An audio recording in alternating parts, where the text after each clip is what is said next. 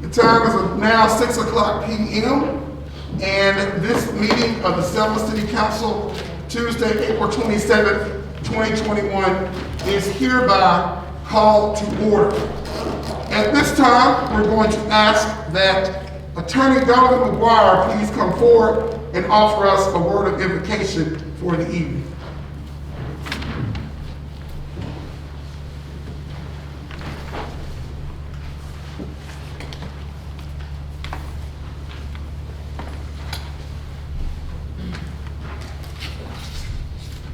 Let us pray. Lord, we thank you for this day. We thank you for who you are in our lives. We ask you to bless our efforts today. Bless our city, bless our leaders. Lord, despite the pandemic and despite what we go through, you have yet ceased being God. And we thank you for that right now. We thank you for help. We thank you for strength. And we thank you for unity. Bless this council and all its affairs. Bless harmony in our city. In Jesus' name, amen. Amen. Amen. Thank you so much, Attorney McGuire, for our invocation. At this time, let us all rise for the Pledge of Allegiance.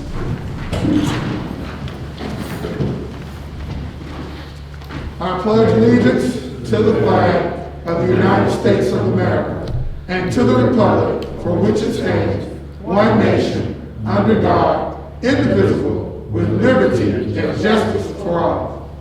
Thank you. You may be seated. At this time, we'll ask that our clerk, Mrs. Ivy Harrison, please conduct our roll call. President Young. Present. Councilman Harville. Councilwoman Christie Thomas. Present. Councilman Carmichael. Present. Councilwoman James. Present. Councilman Randolph. Present. Councilman Jemison. Here. Councilwoman Janie Thomas. Present. Councilman Johnson. Okay. Thank you, Madam Clerk, for this evening's roll call. If you will turn your attention to the agenda, you will see our character trait for the month. The character trait of the month is adjust. Look at what you've got and make the best of it. It is better to light a candle than to curse the darkness.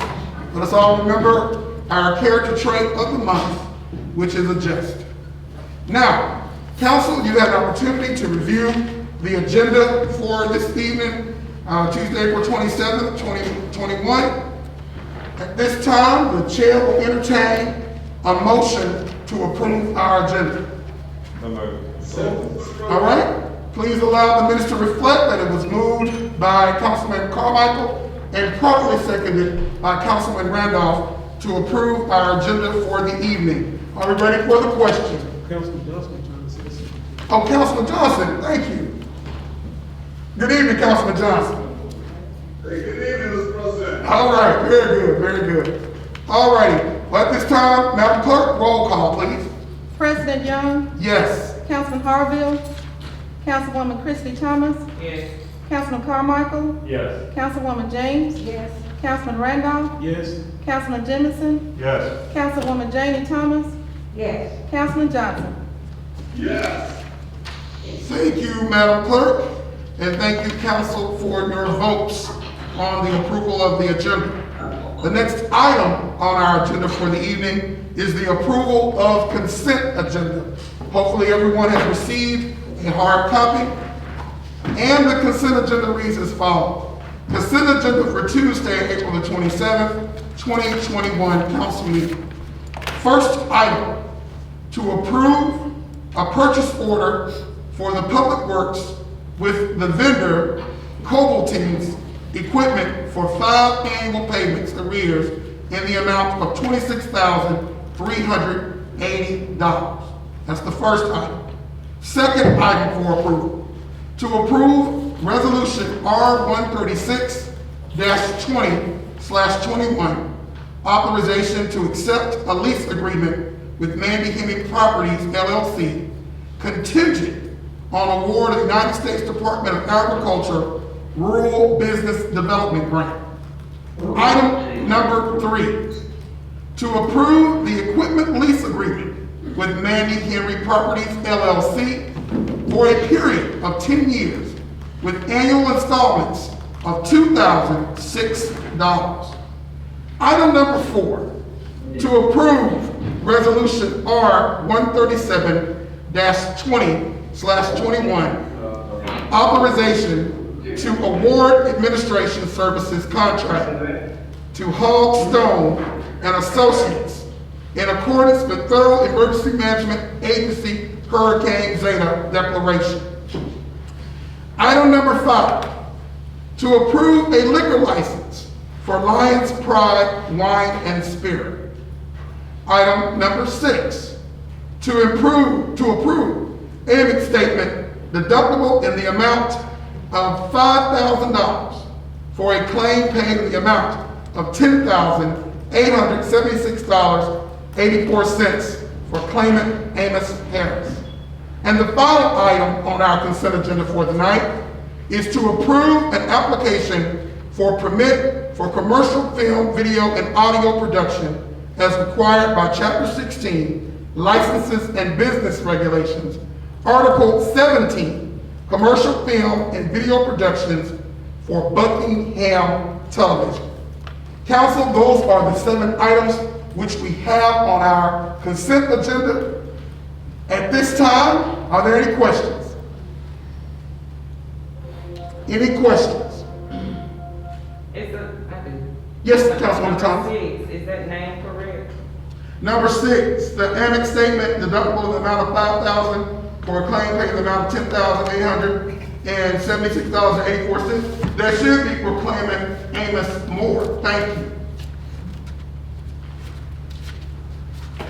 Thank you, Councilwoman Thomas. Any objection to that correction? Is there any objection to that correction? Thank you. Any other questions? Hearing no questions, at this time, the chair entertains a motion of approval of our consent agenda for the night. Thank you, Councilwoman Janie Thomas. Is there a second? Second. Please allow the minutes to reflect that it was moved by Councilwoman Janie Thomas and properly seconded by Councilwoman Lisa James to approve our consent agenda for Tuesday, April 27th, 2021, with the correction to item number 6 to make the name Amos Moore. Are we ready for the question? Roll call, Madam Clerk. President Young. Yes. Councilman Harville. Councilwoman Christie Thomas. Yes. Councilman Carmichael. Yes. Councilwoman James. Yes. Councilman Randolph. Yes. Councilman Jemison. Yes. Councilwoman Janie Thomas. Yes. Councilman Johnson. I have to abstain since I wasn't present for the work session. Thank you. All righty. Our next item on the agenda is approval of council meeting minutes. And at this time, we'll ask our clerk, Mrs. Harrison, to please conduct that. Good evening, council. Good evening. You should have before you the minutes of the April 13, 2021 City Council meeting. Those minutes are for your consideration and approval. Thank you, Madam Clerk. Council, are there any questions for the clerk at this time regarding our minutes from April 13, 2021? Are there any questions? Any questions? Hearing none, at this time, the chair will entertain a motion to approve our minutes from April 13, 2021. What is the pleasure of this body? So move, Mr. President. Thank you, Councilman Johnson. Is there a second? Second. Please allow the record to reflect that it was moved by Councilman Johnson and properly seconded by Councilman Randolph to approve our minutes from April 13th, 2021. Are we ready for the question? Roll call, Madam Clerk. President Young. Yes. Councilman Harville. Councilwoman Christie Thomas. Yes. Councilman Carmichael. Yes. Councilwoman James. Yes. Councilman Randolph. Yes. Councilman Jemison. Yes. Councilwoman Janie Thomas. Yes. Councilman Johnson. Yes. Excellent. Council, thank you for those votes to approve our minutes. And now with the portion of our agenda where we'll have announcements. So what we'll do, since we're all together and we haven't had a chance to be together, we'll start going around asking all the council members for their various announcements. And we shall start with Councilwoman Janie Thomas. I have an announcement. I'm asking a family in my ward that got burned out Her name is Virginia Menifee. I'm asking citizen Selma to reach out to help this family. They lost everything. They lived the fire was a week ago on Short Griffin for the home. Also, pray and keep them in prayer because Miss Virginia Menifee lost her grandson due to the fire. So this family needs help, and they really do need help with clothes, finance, because Miss Menifee is an ill person, and she need her medicine. So if anyone would like to do something for Mrs. Menifee, you can contact me, because I don't have all of the information right now. She's staying with a family member, but I talked with her, and I would appreciate the citizen of Selma at this time with this family to reach out and help this family at a time of need. Also, I want to make an announcement to the citizens in Ward 7 that I plan to have a update meeting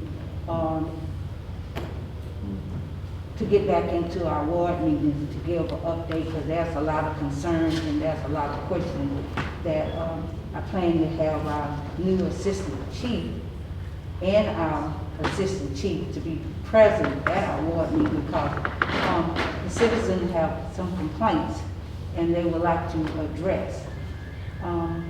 Once I talk with Chief Fulford, when we can set this meeting up, and then I will have this ward meeting out in the opening where we have plenty space, be 6 feet apart, also wear our masks. And that's one of the things important, that we need to keep wearing our masks. And also, I would like to ask the citizens to please come out and take the COVID-19 shot. It is very important that we continue to take the COVID-19 shot. Thank you, Councilwoman Thomas, for those announcements. And I meant to actually start with Councilman Johnson, since I saw him first.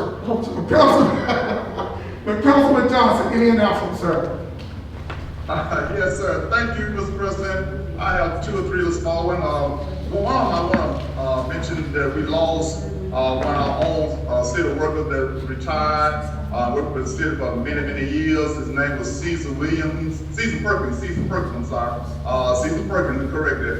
He passed on yesterday, and I want the city workers and families, to keep their family and our prayers and everything, because he was a good worker. He worked many years with us, and we lost him on yesterday.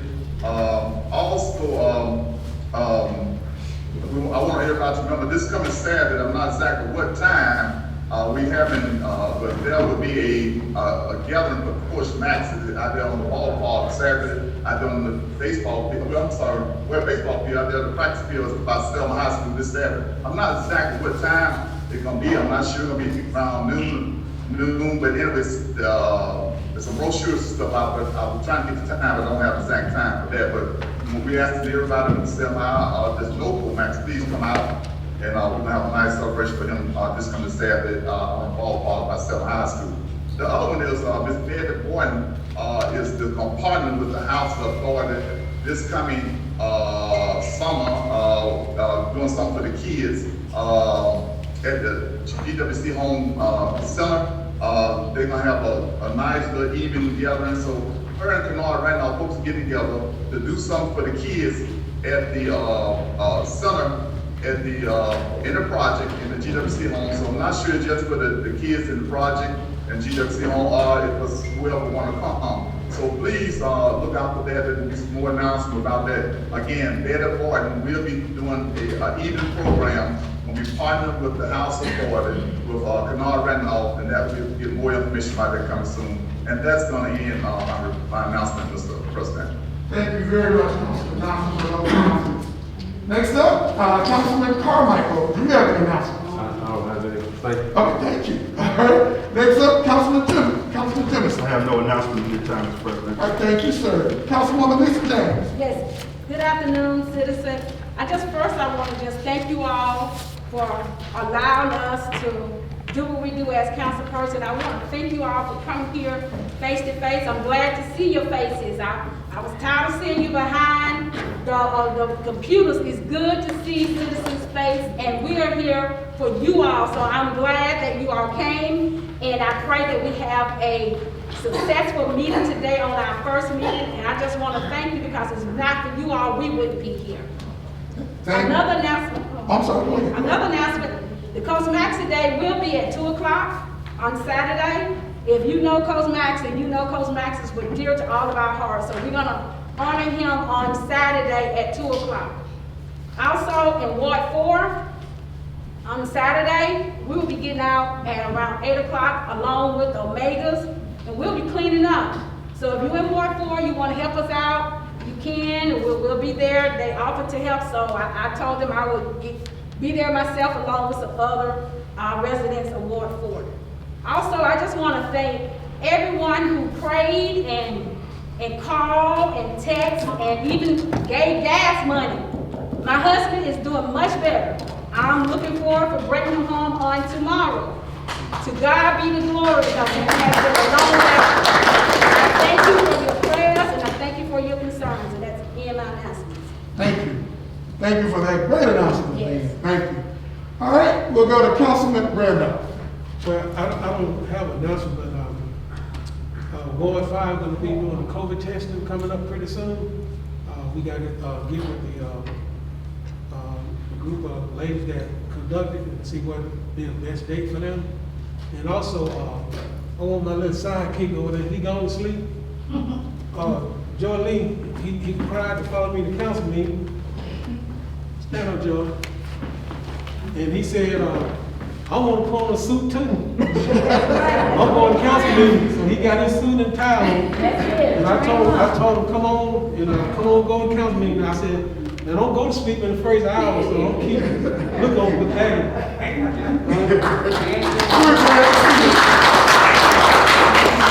Excellent, excellent. Councilwoman Thomas. Not at this time. Okay. Thank you, Councilwoman James. I forgot to tell you that Coach Maxey's deal was a surprise, so please don't tell him. All right, let's keep all of our announcements in our minds. We try to follow them accordingly. I'm sorry, Councilwoman James Thomas? I have one more announcement, and this is very important. Yes, ma'am.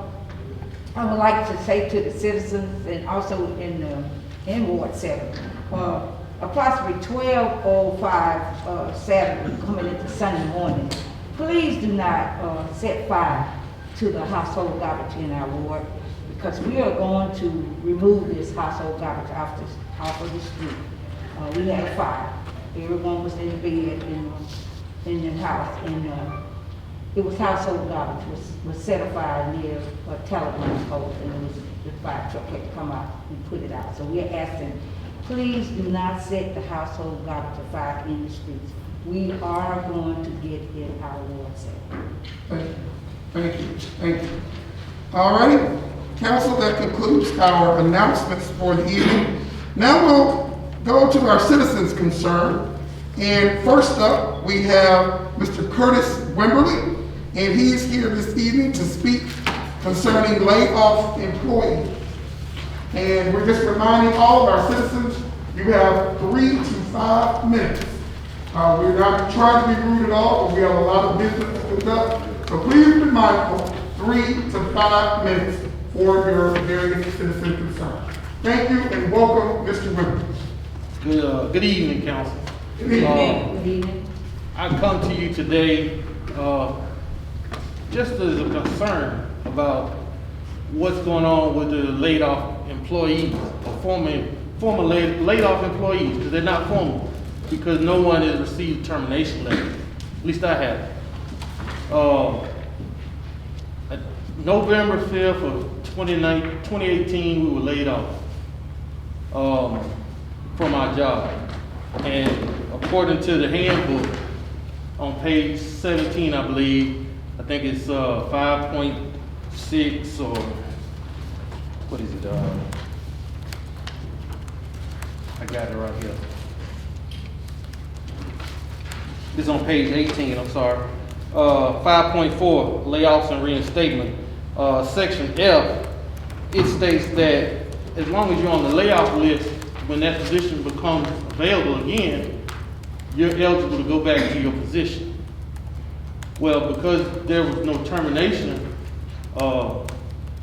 there should be, with the new budget, I noticed that all of the positions were put back in their place. So I was just wondering what was the process for getting back in to our positions? And then the other concern that I have is that I noticed that there have been several new jobs announced, but I've been following since 2018 when I was laid off. And I checked the website, I checked Indeed and different job sites looking to see when the city posts jobs. I haven't seen any. If you go to the city website, the job postings are from the board downstairs that rolls, and it's still from 2018. So that's my concern, and I just wanted to make you all aware of those things that are important to your former or laid off workers. I mean, if you all had any questions, I mean, I would be fit. I mean, we all know the labor law. The labor law states that, you know, you have to terminate a person after a certain period of time or put them back to work. Thank you, Mr. Rivers. At this time, are there any council members that would like to speak to the statement or ask any questions of Mr. Rivers? And I see Councilwoman Jane Thompson's number. I'd like to ask you a question, Mr. Kirk. The time when you was laid off, do you know the date? And November 6th. you were laid off on November the 6th. And up to now, of 2021, you said there were no jobs? No postings. There were no postings on the website. I haven't seen it in the newspapers. I've checked Indeed, the different avenues on the web, on the internet that you can find jobs. I haven't seen any job posted for the city. And also, were you ever, when the workforce started back, will anyone call you from a layoff list to let you know? No. That they were doing? Actually, no one has called me, but actually in February 1st of 2021, I filled out an application. I brought it to City Hall. I turned it in to the HR department. I think it was Ms. Nunty. And I actually called the mayor's office. I think it was maybe 3 or 4 days later, the mayor's personal secretary called me and asked me what was my concern, and I asked her, I informed her that I turned in my application and that I was waiting and hoping when you all started with your budget hearings and all of that, I asked, you know, that I be considered for a position in the recreation department. I have worked for the recreation department since I was 16 during the summers. I spent almost 30 years in some capacity working with the city recreation department. This was one of my dream jobs. And I interviewed several times for positions out in the recreation department with Coach Reese, but I never got a job. So when I finally got a job, I felt that, you know, I could make some changes, help build a program. I spent 20 years coaching high school baseball, college football. I mean, I've done a lot of things here in Selma. Here in Selma, that's the key. Here in Selma. So I know the kids, I know the parents. I spent 25 years working in the school system. So to work for the recreation department was one of those dream jobs for me. Thank you. Very briefly, are there any other questions before we move on? I would like to ask our attorney, with the section code in the handbook with Curtis just read, prior to the city government as an employee, is there any way that you can look into that?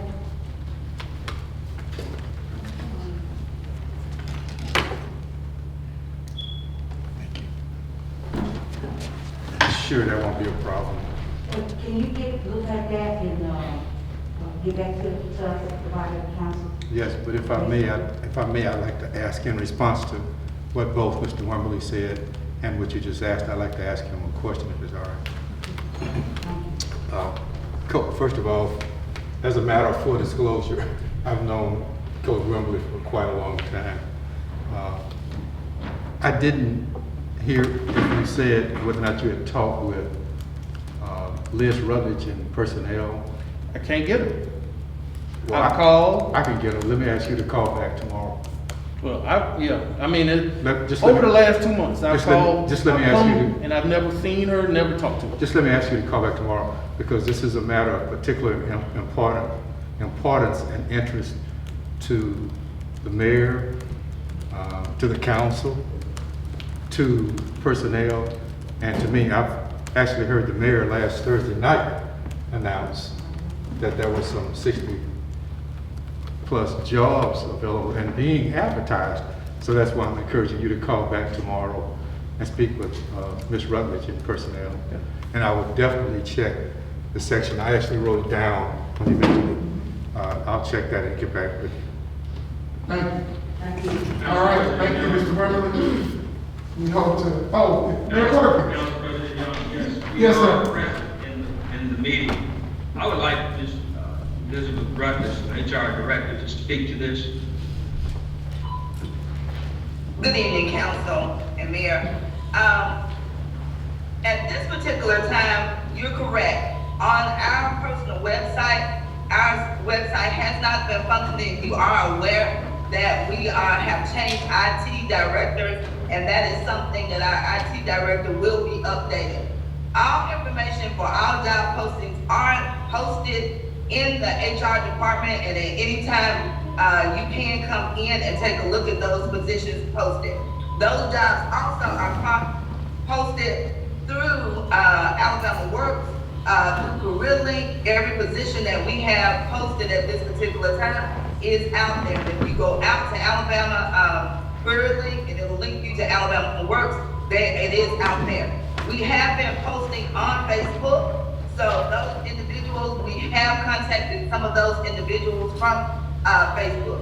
If you come directly to the HR department, Nanti is there and she is taking your application. There is no application that we have not reviewed, nor have we not ran through, did background checks, and if it is appeasing or follows the rules that we have set, we do contact those individuals back. We are actively recruiting, and we do have those positions open that the mayor has mentioned on several occasions.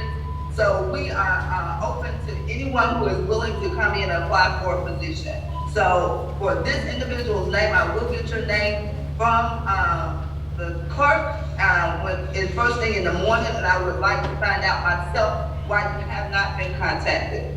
But everyone else should have been contacted in some form or some way, letting you know whether you have been offered a position or not. Thank you. Thank you. Thank you. President Young, I do have a question. Yes, ma'am. By him being a employee that was laid off, do we have to put in an application again? That's a question that I think the attorney. I agree. I think that's something for the attorney, and that's why we brought the attorney in to the discussion. Attorney Madison, I think that is a good legal question. It's a valid question, but it's also important that whatever the status, he report to personnel first and foremost.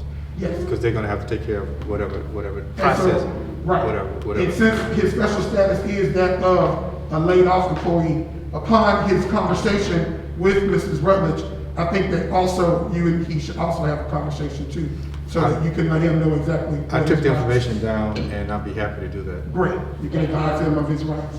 I think that's We appropriate. have been pleading with people to apply for positions. We have over 60 positions open. We have been, in fact, I do know that I had inquired about all of the people who had been laid off. I was told that they had either moved on to other positions or had retired. And I got that information from people who were in the city long before I got it. So I would encourage, again, I'll say this publicly, we got over 60 positions available in city government. We need everybody to, who really wants to work, to apply for these positions or to go by HR and present yourself. And I can assure you, we need people in recreation. Thank you. Thank you. Mr. President, if I could just intercede and say one more thing. Those individuals, there have been individuals who have come in and reapplied for a position. Now, for those individuals, those individuals who have reapplied, the majority of them have been rehired. But I would like to say this publicly, you do have to go through a background check. So when you worked for the city prior, you were already an employee of the city and you did not have to go through a background check. So those individuals who are coming in, you are going through the process again. So please be prepared, because we have had individuals to come back and apply and we could not hire them based on background check. So please just be aware of that. Thank you. As to not belabor the point, we will follow the procedure that we stated. Mr. Wimberly will have a discussion with the HR director. Following that discussion, we'll have a discussion with our city attorney, and then hopefully we'll get some resolution to this matter. Thank you very much. Now we'll go on to the next citizen's concern, and that's Mr. Clyde Richardson, and he's here to discuss sewage and garbage. Mr. Richardson.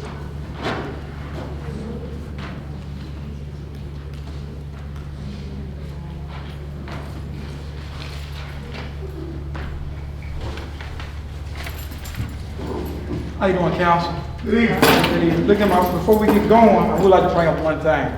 For those who don't know, I'm Clyde Richardson, and I'm not new to the arena of sale. I'm not new to it. I mean, I've been here.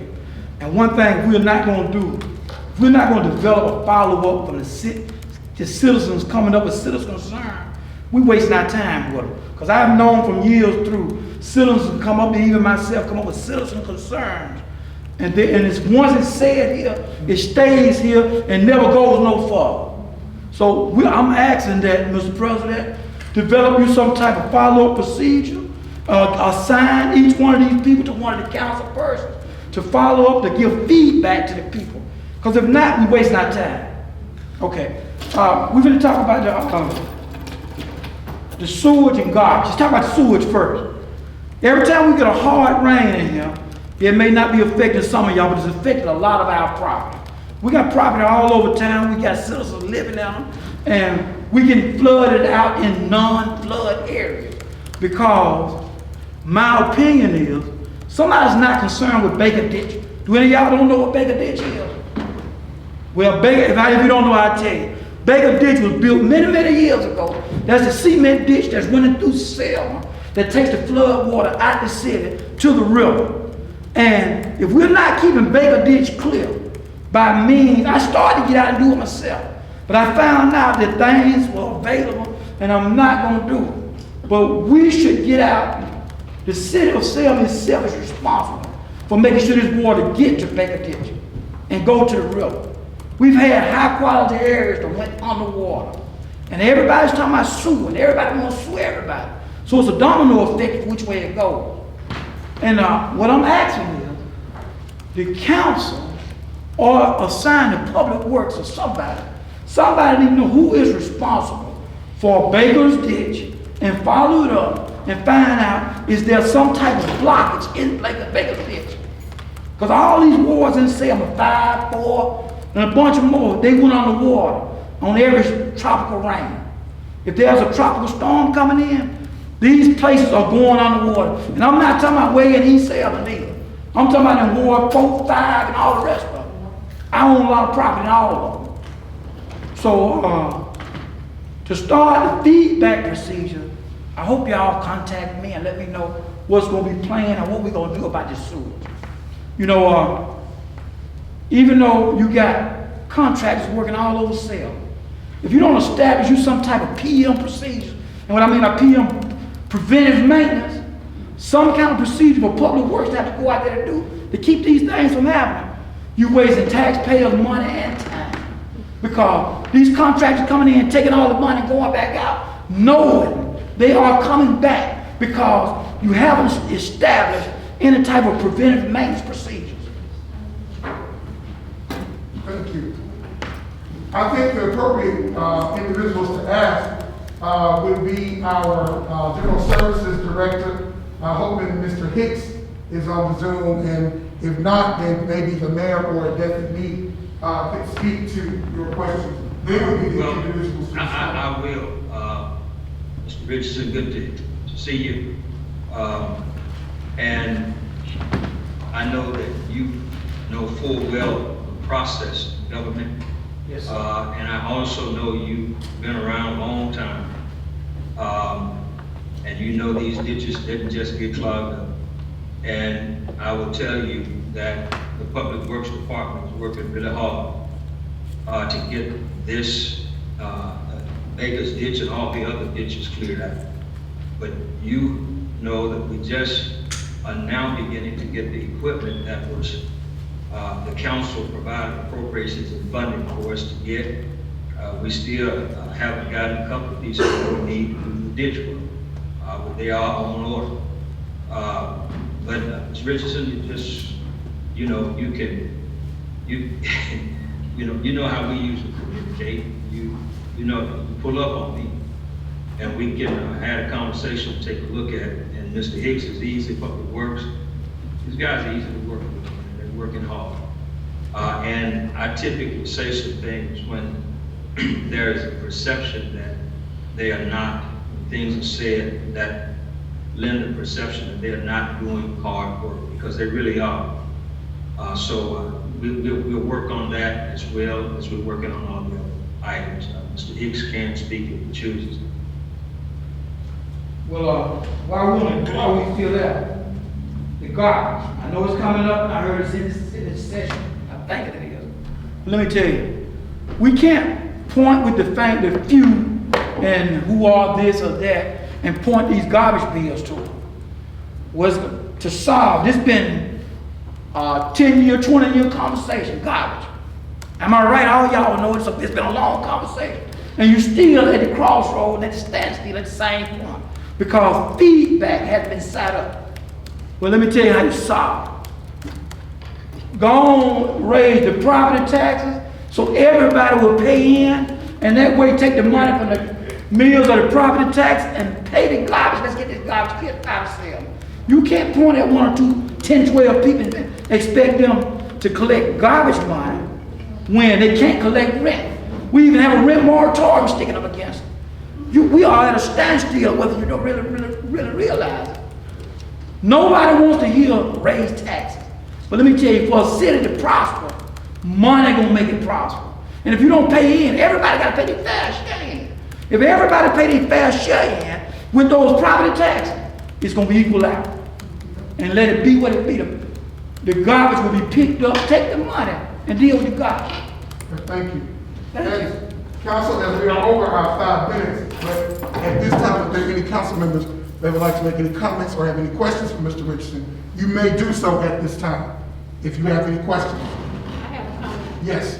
Mr. Richardson, I will take upon myself to work with whoever's necessary to give you some feedback, because you are in Ward, you got a lot of residents in Ward 4, and I stop you all the time and ask you what I can do. So I will take it upon myself to give you some information back to help you better, and also try to solve some of the problems that is in Ward 4. We sure appreciate it, man. Thank you.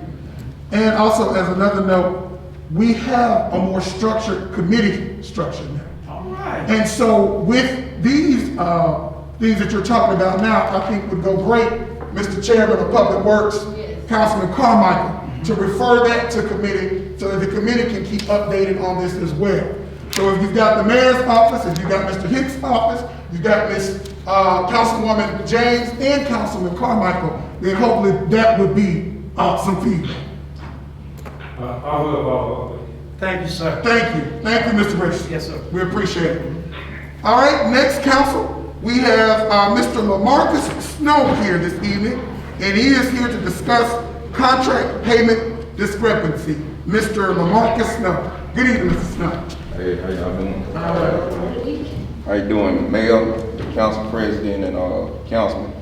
I'm here today because I want to talk about some continuous discrimination on my business at the hands of the city attorney, Major Madison. I just want to speak on something that happened a couple weeks ago.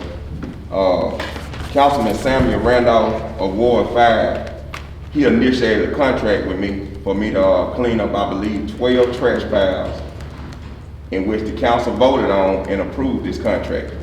I cleaned up these piles, and I also probably did 12 more piles on top of that. And then I started from Highland and Broad and went all the way to City Hall, just cleaning up Broad Street. Councilman Randolph announced on the council call when I was on there, he wanted to do a $1,000 contract with Snow's Cleaning Service. He said he wanted to get the money removed from his beautification fund, in which was $1,000. So the city council attorney drew up this contract, made me waste my gas and come way down here and sign this contract. I did the work and everything. If he know the mayor had moved the money from the beautification fund to a public works fund, why did he make the councilman go through all this trouble and waste the time, and me go through waste of time? He is the attorney. He draws up the contract and he makes it known where the money is coming from. So if he looked in the beautification fund and seen it was $0, why did he continue to initiate that contract without letting Councilman Randolph know, nor letting me know to stop work that the money went in there? He draws up the contract. He's supposed to know that it wasn't no money in the beautification fund. I had previous trouble with Major Madison with my contracts. I have one invoice from the city of Selma. Some discrepancy he did with the contract. I never got paid on time. Another one, never got paid on time. Another one, never got paid on time. Another one, never got paid on time. Another one, never got paid on time.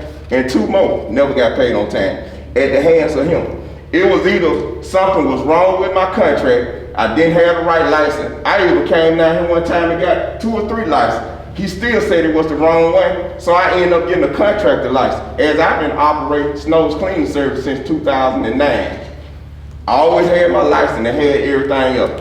But I want to know, if Councilman Randolph initiated this contract, who is responsible to tell him that the money had been moved? If the city attorney did this contract up, he got to put down where this money was coming from, and if he seen the money did not wasn't there, he's supposed to know. Don't have me coming down here. I walked in the finance office on the 15th. I said, do you have a check for Snow Cleaning Service? No, Mr. Snow, it looked like here we go again. And it's just like he's just discriminating on my business on purpose. Last administration, the councilman, you got Councilman Johnson can contest to it, Ms. Thomas, and Councilman Randolph, and Ms. Angela Benjamin sitting over there. She was a past councilman too. They had to hire an attorney to straighten up something that he messed up. He combined 5 or 6 contracts together and made it one total, knowing it was gonna be over the bid law and mess me up. I have my state of Alabama license. I have my city license. I have my tax ID number. I have my liability insurance, which is $1 million for liability. I have $1 million worth of tree cuttage.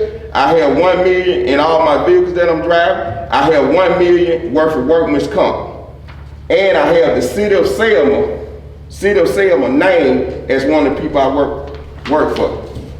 I have my, excuse me, I'm gonna pick that up in a minute. I have my articles of organization of limitation companies. I have my, thank you, I have my state of Alabama, I have my LLC, and I have more insurance through Progressive with my business. I'm a business owner in the city of Selma. I pay my license, I pay my insurance, I pay all this. I should not be subject at the hands of this discrimination on my business by the city council, the city attorney of the city of Selma. He knew this money was moved by the mayor. Why did you even initiate a contract coming from the beautification fund if you know the money went there? You made me look like a fool, and then Ms. Edison ran around on 15 looking for the contract. She couldn't even find it. So it's just a continuation, and this is all I got to say. How can y'all trust a man to make hundreds of thousands of dollars of decisions with contracts, millions of dollars of decisions with contracts, when he can't even initiate a $1,000 contract right? I may not be the one to sue the city of Selma, but if he mess up one of the big contracts y'all doing, somebody is gonna sue y'all. It's no other way around it. Mayor Perkins has heard all this stuff went on with him and Daryl toward my business, and I'm sure y'all councilman had. So ain't nothing he can get up here and say to defend himself, because the evidence is around. It's on the records that I never got paid. It's on the record that Councilman Randolph said he wanted the money to come from his beautification fund. So again, if he draws up the contract, he got to put down where the count the money come from. And then, this was weeks ago. I didn't even do the contract fast because every time I pick up one pile, another pile was put down. So he came the next week, he gave his attorney's report. He didn't say, Mr. Councilman Randolph, the money not gonna be there. You said you wanted to come from beautification fund, but it's nothing there, but he did his attorney's report. But I can recall when y'all was talking about weeks ago, when the guy, Tyus, I believe that's his name, Councilman Thomas spoke up and said, now, does he have all his license and stuff straight? He gave his attorney's report on that. He said, yes, I checked, he had all of that right. Why, you talk about due diligence and due process, why are you neglecting my business like that?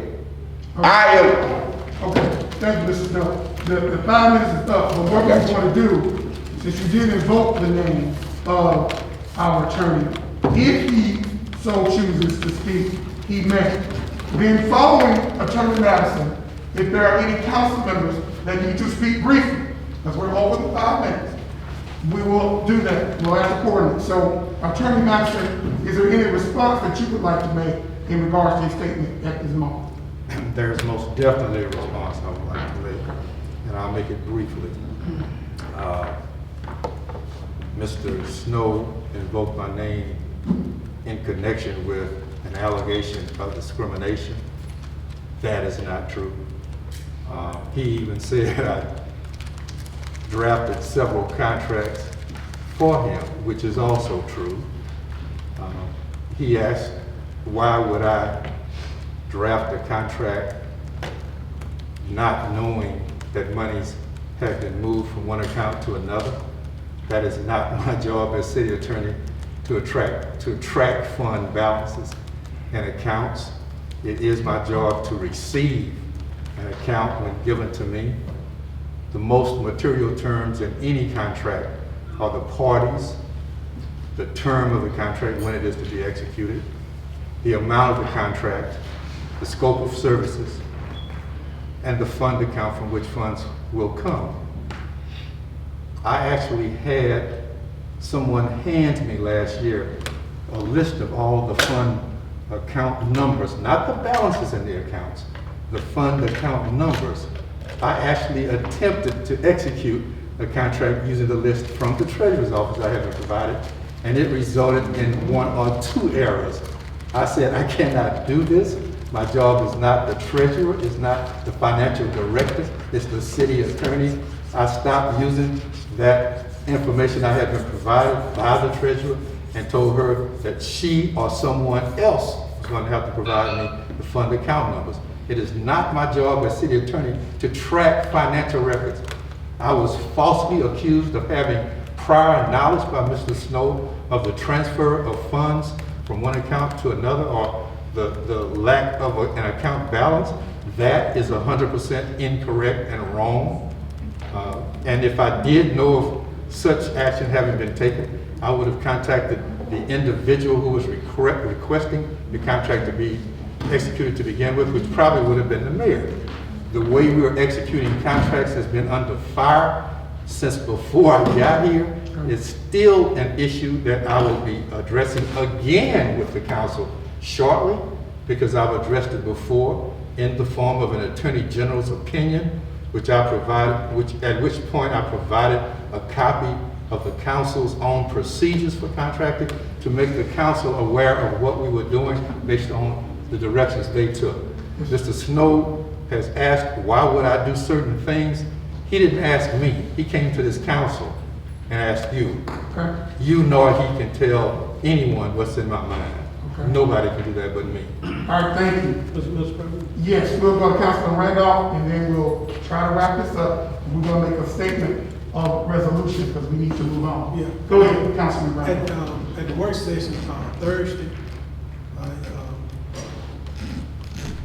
I did mention that I didn't know that the money wasn't in beautification anymore. But that's an issue that the council might need to take up and put the money back in beautification as a body. I know some people might not like it, but it is what it is. But I said, since I don't have any beautification money, I want to pay Mr. Snow out of my discretionary, which I can. So my question is to the treasurer, can Mr. Snow get paid before the 31st? Is the city, the treasurer?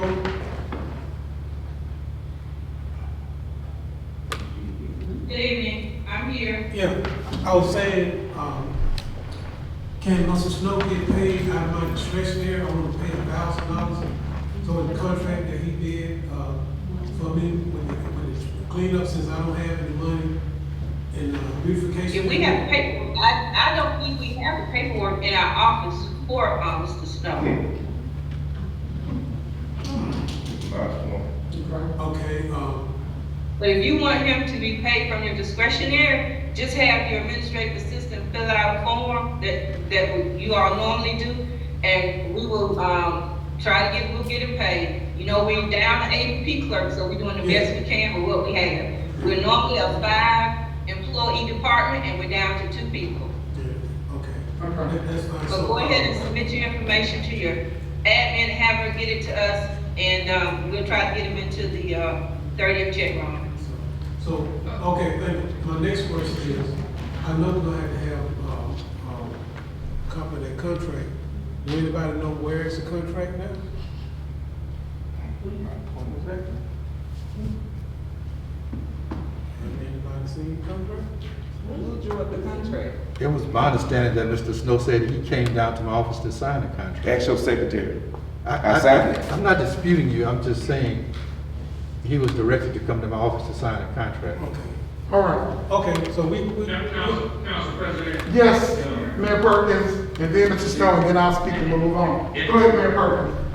Mr. Snow, good to see you. Yes. In my humble opinion,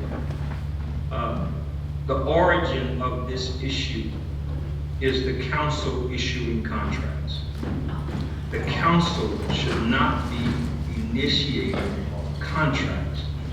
And when you do, it creates these kinds of problems. Mr. Snow, I need to meet. I was hoping that you would, just kind of stop out, but I'm requesting that we sit down and talk. Because many of the situations that you're finding yourself in are the consequence of things that we have to unlearn. The procedures that you have described even this evening would be questioned by the Ethics Commission. I'll give you an example. If you're doing the same work for the city, and the accumulative total amount of the contracts that you do exceed that $50,000, then the city has violated the audit requirements, and you potentially have broken the law.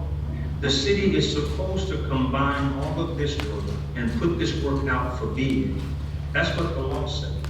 And that's what we are doing. We've actually, the Planning and Development Office has actually put together how to do business with the city. We're just trying to make sure that what we do going forward is legal, morally, and ethically right. That's what's going on. But when a council person goes out, negotiates a contract, issues a contract, it's never gonna work. It's not gonna work legally. That's what they had been doing. It's not the appropriate way to do it. And so if you, I'm gonna ask that we get a chance to sit down and just talk about this, because a lot of the challenges that you're running into, you should not be running into them. But we gotta do this the right way. Okay, thank you, man. Go ahead. Mr. Snow, I think. Mr. Snow. I wanna go on the record, so y'all can put it on the record. The $1,000 that I'm owed to by the city of Selma. No, don't do that. Go ahead, Mr. Hold on. Mr. Snow, go ahead, continue, sir. You have the floor. The $1,000 that I'm owed to by the city of Selma, I would like to donate it to Miss Minifield, the lady that Miss Janet Mae Thomas talking about. So could y'all make sure that I just want to go on the record and give it to her. I want to make sure that, because I'm not going to be coming to the finance office fighting with these people about no check. I just want to release it to Janet Mae Thomas in the form of how she wanted, and I want to give it to Miss Minifield, the lady that house burnt down. She lost her grandson. I want to donate it to her.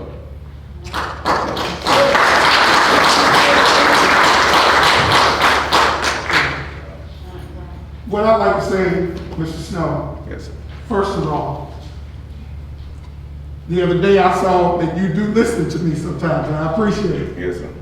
I don't have any money to give you. Yes, sir. But the very least I can do is tell you thank you. Yes, sir. On behalf of the city of Selma, I thank you. Yes, sir.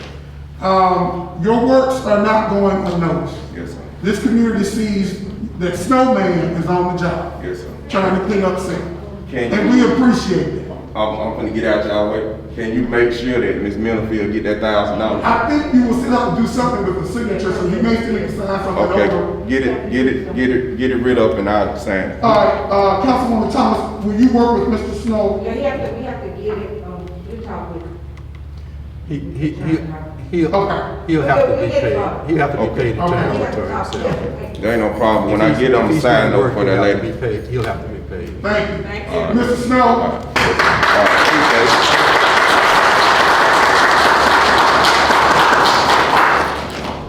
Next on our agenda, we have Dr. Portia Fulford here to speak about the Water Avenue property. Dr. Portia Fulford.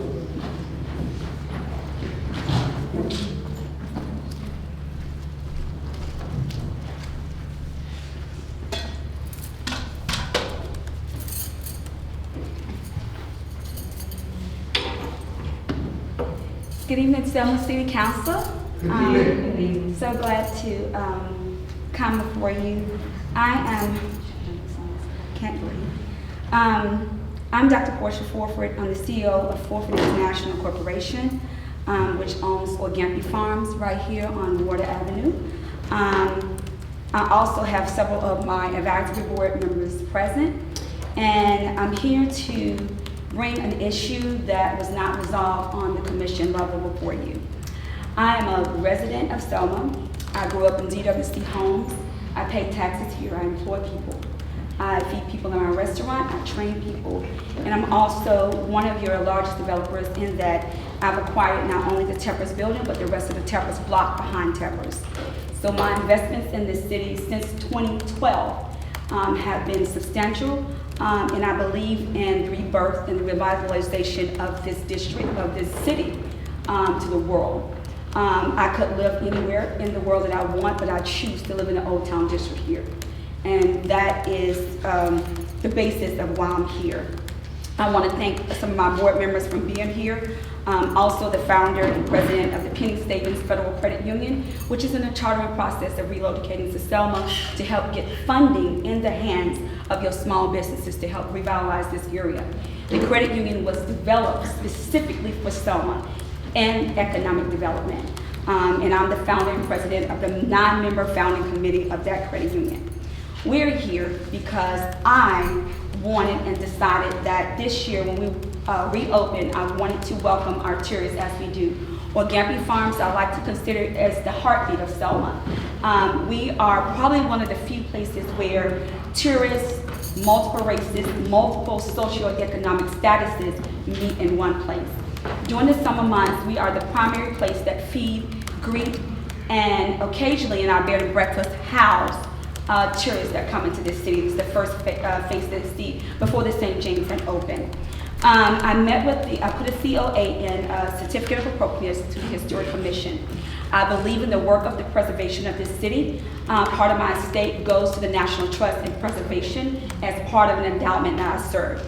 So I'm very serious about preservation, but not at the expense of moving this city forward. I put in a COA to the Planning and Development Commission. Ms. Wooten and Mr. Henry Thompson has done an excellent job of making sure that COA reached the ordinance. After I put the COA in, I was told that it was approved. When the word came back that I was the tax lady, it was suddenly disapproved. And so what I did was, Danielle Wooten, as part of the negotiating process, allowed me to meet with the commission on the Zoom call. And it was told to me that you may do whatever you want, but they are not going to allow me to paint the building. 1010 Water Avenue is the only building on the block that is unpainted. There are 31 buildings on Water Avenue, 29 of them are painted. So when you have the wording that you are denying a COA, which I never received documentation, I have the ordinances here from your Muni Code of what the Historic Commission does and the purpose of the revitalization process. I also hear here that 1010 Water Avenue is also in the Arts and Entertainment District. I also hear here that failure to maintenance of property that's historic is supposed to be gathered by the commission as well. I have here that the certificate of denial of any COA application, according to statute M in your own ordinance, that I'm supposed to be notified in writing or hand delivered. I've never received anything in writing from the commission whatsoever, which makes the processes and procedures that they are guided by in the ordinances illegal. You cannot run a city based on preferences. Just like Oxford Vibe is a hot, beautiful purple that I love, you have to apply the same standards to the rest of the block. Another ordinance is that when they review ordinances, they're actually supposed to reach out to the owner if they think they're going to deny it. This is on your website and your ordinances, never approved in writing. So one of the things that was discussed was, if you're painting on brick, what is the regulation if you're painting brick that's never been painted? You're supposed to actually go to the physical location, look at the surrounding buildings, and make the judgment if this would be a material devaluation of the property. I'm the only store thumb in the block, and I'm the only person open to tourism. So that's another ordinance violation. And it goes on and on here about the applications. The code here, section 22.222, they're supposed to consider the surrounding buildings. Also, I was due a copy of the standards by the Historic Preservation where they should have listed why they denied the application. Never got a copy of that. Also requested in Ms. Ivy's office just on yesterday, what are the standards? Because I'm that person that was in Friday night reading every COA that has been approved in the city of Selma for the last 6 years. Never received that at all. Finally, here we have the application that I submitted for 1010 and 1012 Water Avenue. And we also have the application I submitted for the request for public records. I want to bring to the council's attention really quickly, take 1 minute, a couple of things here. This is Water Avenue. Of the 31 streets, buildings that are painted, on the left we have before. Everything on the left of this poster required a certificate of appropriateness. And I bring this to the council's attention because if someone did have the time to sit and audit your COAs without a protocol, the city could actually lose its designation. The National Trust and Preservation do not play with standards. You have to be uniform across the board. On the left is everything that has been painted. On the right is a copy of everything that has been painted on the city. So the idea that they don't like to paint brick is quite absurd. Because here's the permit where you actually required and approved for Art Survive to put a purple up that is not on the historic palette. So my question is, I went and got the historic palette from Sherwin-Williams and checked every color that was on the side that it was approved. Not one. So I find that pretty interesting. I personally love Queen City and Art Survive. They're my favorite businesses and I think they should be open. My issue that I have is that the standard is not applied across the board. Now the danger in this is that if it goes on unkept, you will find that minority businesses will look drastically different from those that are a little bit more incorporated and grant funded. My companies are not grant funded. I do the hard work as every CEO, which is to raise capital. Here we have what I'm asking the board to vote on here. As you see, Queen City, my favorite store here. I frequent here a lot. I love Mandy, but I just want the same treatment as Mandy. You see, on the left are the 3 buildings that I will be renovating the exterior of. Old Voting Rights Museum, Orgampy, and this front here. We're actually trying to save the Old Voting Rights Museum. And if the commission really wants to help, it's probably going to be in excess of $10 million to keep the building out of the water. Do the work that real commissions do, which is raise funding. Now, here, look at my block with my building. It looks quite dilapidated and depressed. No one wants to come here and spend $25 for a salad, which is what I charge. I cannot do it under this facade.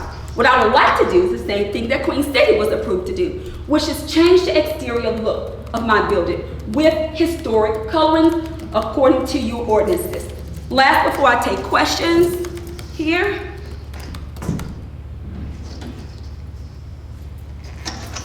This is the first time this has been shown publicly. This is what Tempers will look like. This is an $11 million project. We're not grant funded. We're not fundraisers. We're capitalists and we acquire capital, hard money from real banks.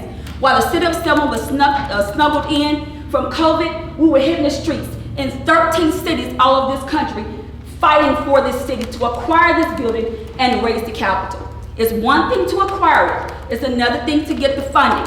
One of the things that every banker I sat across from said, oh, crime is horrible in the city. Oh, what about your businesses? And they actually pulled up Google Maps of downtown dilapidated businesses. And for those bankers, when they look at that, they say, is this a good investment or not? So we did the hard work, and I'm proud to announce to the council that we have successfully raised money to complete this project privately and on a corporate level. What I'm asking the council for today is to vote on the enhancement of Orgampy Farms. It's nothing new. I'm just asking for the same rights you've already given the 31 other owners on the block. That's my proposition to the council. Thank you, Dr. Fulford. We're going to take a few questions. We'll start with Councilwoman James. Dr. Fulford, first I want to apologize. I have been following some things with you, been working with you, and myself, I feel like you're not being treated fairly. And I know that you have did your homework, and I know that you have investors that are ready to jump on it now. And I just want to apologize, and I just want to applaud you for doing your homework and bringing it to us today. And I'm in full support of what you're doing. Thank you. And so I would like respond like 1 second, like 30 seconds. Yes, ma'am, Lisa, it's hard work. When you're trying to acquire capital, I'm not government grant funded. I'm going up against bankers that's pulling up every statistic and every murder to this city. So it is hard work, but someone has to get in the belly of the beast of this city and move private capital in. not just for myself. If it was just about me, Lisa, I would have gotten the funding for Teppers and the building behind Teppers and stopped. But I made sure I set on a board that every business owner in this city can access real capital, because the banks here are not lending money to businesses that are here. That's why I exist. Thank you so much. It's hard work.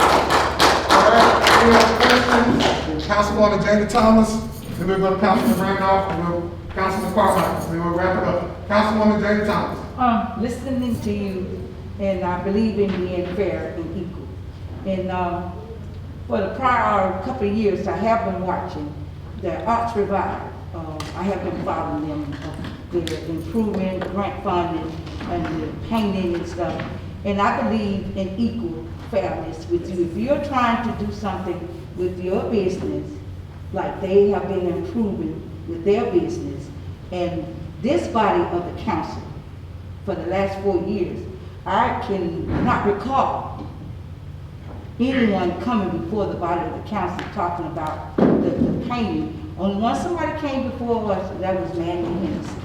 But I agree with you. You presented yourself with everything that the other side is doing, and you're just right. You're in the line, the cross line, in there with Arts Revival. So I feel that this body of the council should be equal and fair, but you give you the opportunity.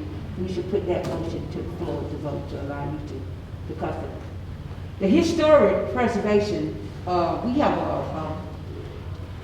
a selection where we look at the things that according to that, with the commission historic and also the historic preservation, that this body of the council, of the new council, which the old council, we are aware of it, but there are other things that needs to be updated with this historic preservation, which we know some of the people who's the president of it.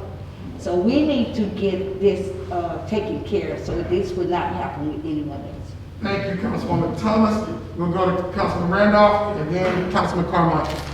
So did I hear you say with this COA that they denied you to paint your building, but other buildings on the street, bricks are painted? Before they knew who I was, it was approved verbally. I have yet, as of April 28th, to give anything in writing. They came back 2 weeks later after we had our crew hotel here for 2 weeks. And right now, you know, it's a big war with these crews. And so when you get them on the ground and you can't get the permits, I'm housing workers, 12 workers for 2 weeks, and just do the math and have to send them home. So I lost 5 weeks. And when they came back and said, oh, by the way, it's denied. And I asked why was it denied, and I didn't receive it in writing according to the ordinances. And they grabbed me by the arm, which I don't like people touching me, and said, oh, little girl, we're not gonna let you do it. That's a problem for me. I don't like to be touched like that, and I found it very, very disrespectful to do that. In other words, because you are the person you are, when we're, not the ordinance itself, because I'm a person that goes by the books. If the book said, hey, we don't paint buildings in Selma, hey, we just can't paint buildings in Selma. That's the reality of it. We still selling a $25 salad, but we just can't paint the building. But they came back after the approval and said to me, you cannot. They denied everything for all 3 buildings. And then I invited them down. I said, well, clearly you're misinformed. Come to my business. And I buried my grandmother Friday. So right after the funeral, I shot down to Orgampi. And I said, let me show you that I'm surrounded by bricks. They said to me, we don't care what you're surrounded by. We are not the ordinance. We're not gonna let you paint your brick. Not only that, I'm gonna add this, I'm gonna let you talk. I was accidentally courtesy copied on an email that I brought here as well. The email was stark and very disheartening. The email basically said, do not let this rich bully come in here, Historic Commission, and do anything. As a matter of fact, don't even let her change the windows in a building that doesn't have windows. It's extremely disheartening to have this kind of conversation in my own backyard. And for somebody that has raised money during COVID, it's not only disheartening, but it's heartbreaking and it's disrespectful. Councilman Randolph, briefly. Yeah, let me ask a question. I know the rules, the bylaws of this board it states that some council members supposed to be on there, like a film.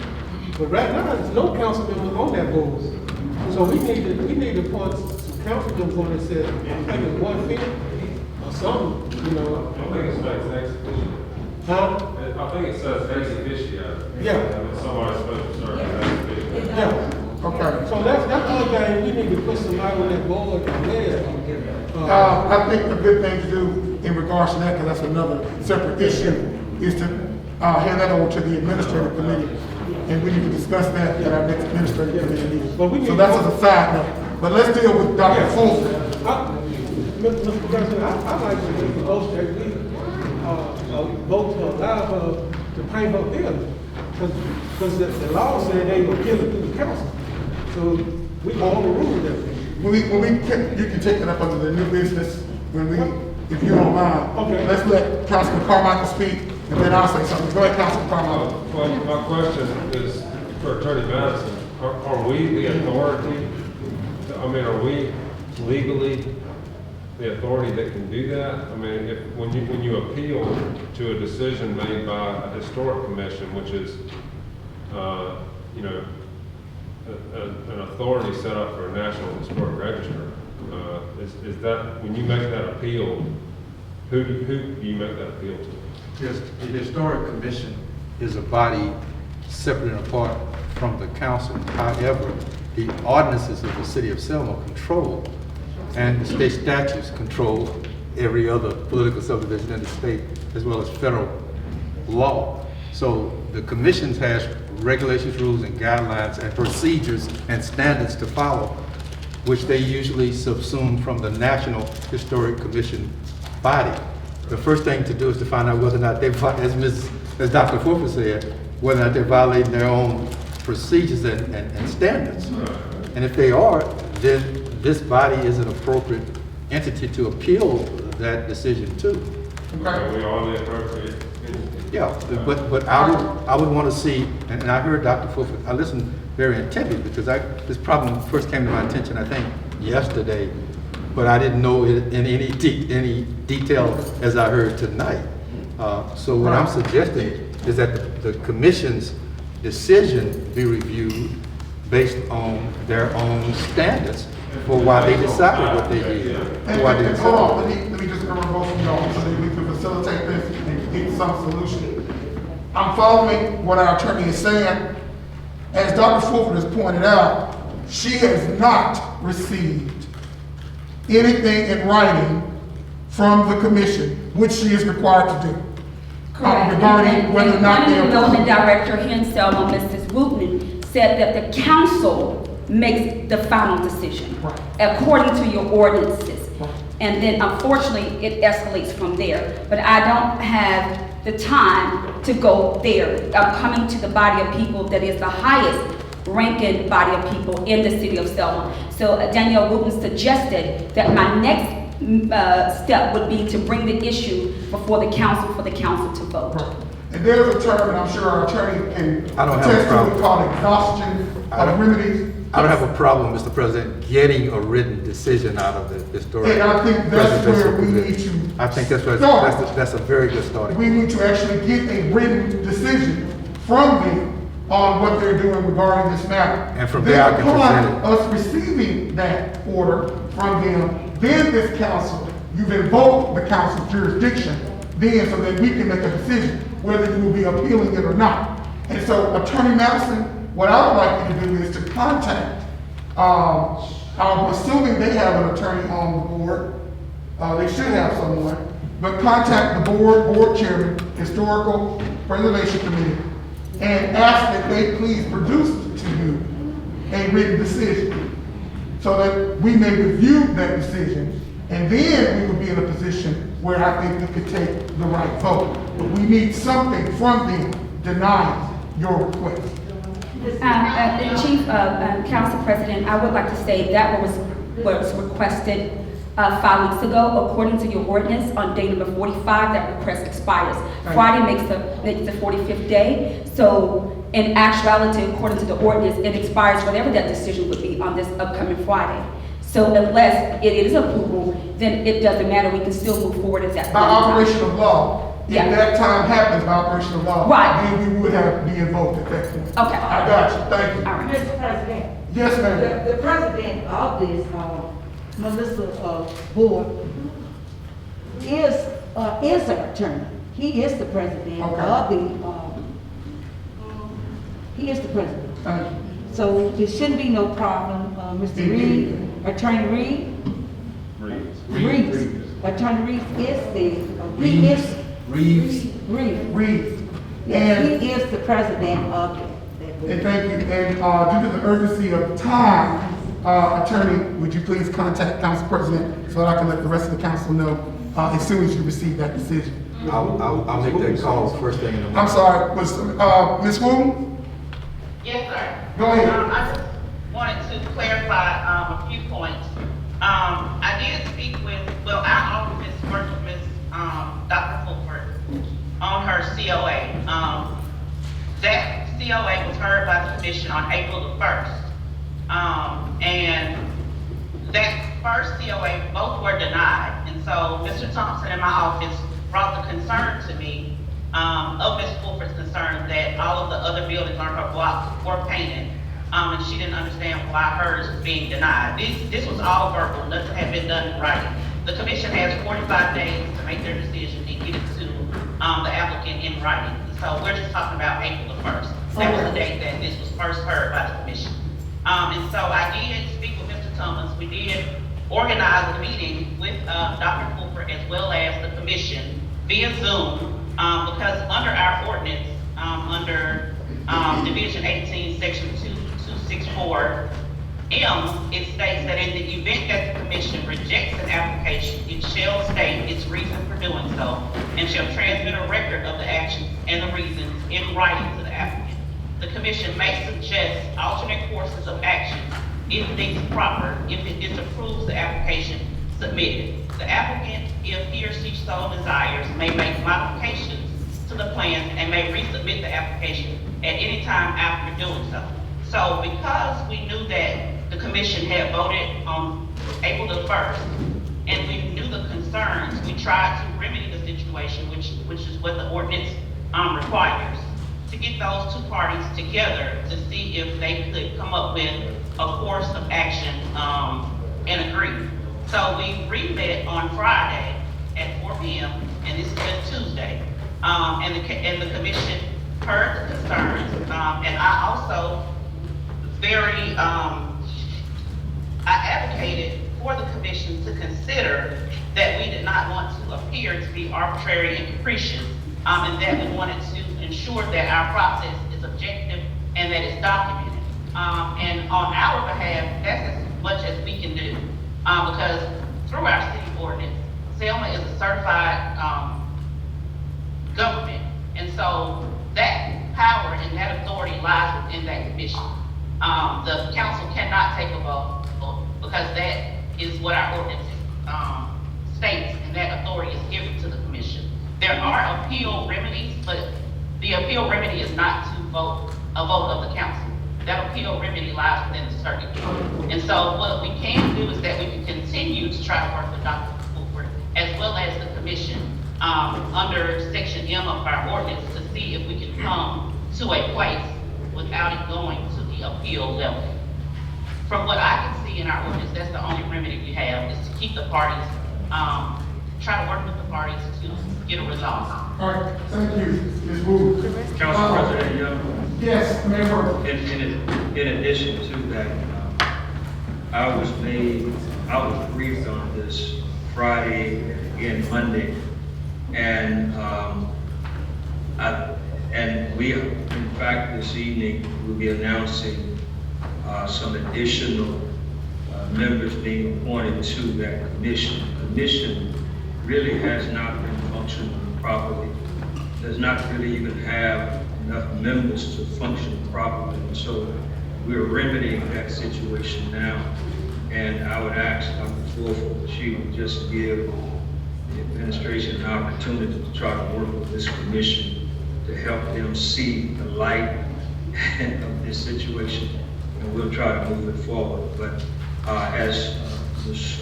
Wu indicated, And this just kind of came to head on Friday, today's Tuesday, and you will hear what we are doing now, what we have started to do to try to get past this situation and all future situations. Yes, sir, Mayor, if I could just also say, I did express this to Ms. Wolford, and I've expressed it to the mayor as well. You will have later on in the evening a resolution to appoint 3 new members to the commission to get us in compliance with our ordinance. I've also reached out to the Alabama Historical Commission since this was presented to me on Wednesday. And so we are going to schedule orientation and training for the commission. And we're also going to work with the Alabama Historic Commission to get some standards and rubrics in place for our review process that the commission utilizes. Thank you all. Councilwoman Thomas, if you're going to speak, and then I would like we'll wrap it up. for the body of this council, because we are the legislative branch.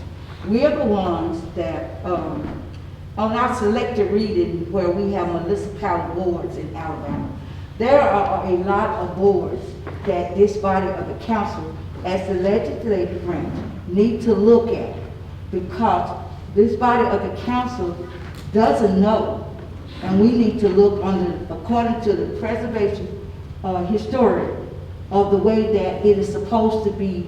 They have a guideline, and this body of the council need to go to their selected reading. Okay, thank you. All right, ladies and gentlemen, we have a lot of moving pieces in this matter. First, Dr. Fulford came and she presented her side, her facts, her position. Rather, that would be the best way to put it, her position. Then also, we had an opportunity to hear from Ms. Wooten regarding what she believes is the legal procedure to actually follow. I still believe what we stated from the beginning is the appropriate way for the council to handle this. For our attorney to reach out to the board and to receive the information, whether they are denying or approving, in writing. And that will give this council an opportunity, Councilwoman Jamie Thomas, to review if we have any jurisdiction at all. I'm not saying that Ms. Wooten is incorrect, but it's always best trust but verify. And so this will give us an opportunity to review, and then later on, we will have an opportunity as the appointing authority for this board to review this entire matter and who we place on the board. I would like to add to the matter of record that while the city sees, it's costing me money. I can't replace that crew I had. Furthermore, in all transparency, and I hear Ms. Wooten loud and clear, and the date was not April 1st, I had it stamped on March 14th in the office, in her office. So it seems as though between Friday and Tuesday, we've lost 2 weeks. Miraculous. What I'm saying to you is that this is an in-house infestation. So while everybody is shuffling and duckling around and don't want to make a decision, as the business owner, it puts me in a very delicate position to either move forward with my contractors out of compliance, which you can't hold to standards because the other 31 buildings are already painted. So you can't fine me because you didn't fine the other 29, right? So then it moves to a bigger waste. I'm not a person that likes to procrastinate, and I'm not coming down on anyone, but it is obvious that there were no standards.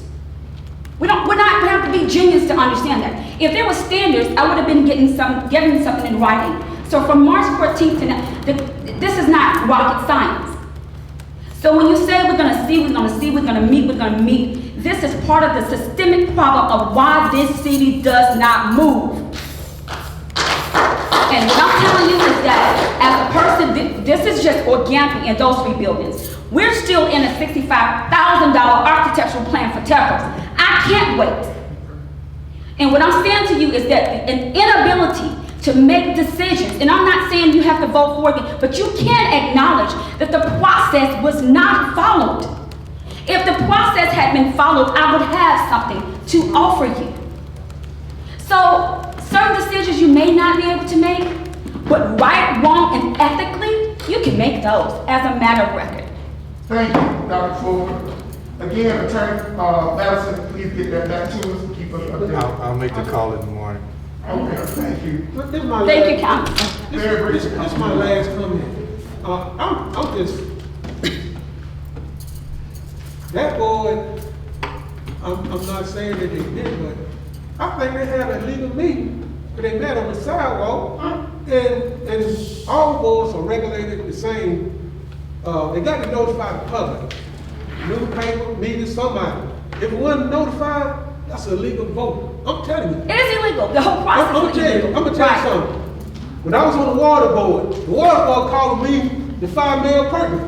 They invite me to the meeting. You know what the state of Alabama said? That's an illegal meeting. Open meetings. Open meeting act. And you think I'm lying? Look at it. Type my name up, say I'm ready off Open Meeting Act. Thank you, Councilman Randolph. Because I'm telling you, that's a legal vote. Appreciate it. Thank you, Dr. Fuller. Thank you. All right, council, we need to continue with our agenda. We are now with the mayor's report, attorney's report. Mayor Perkins.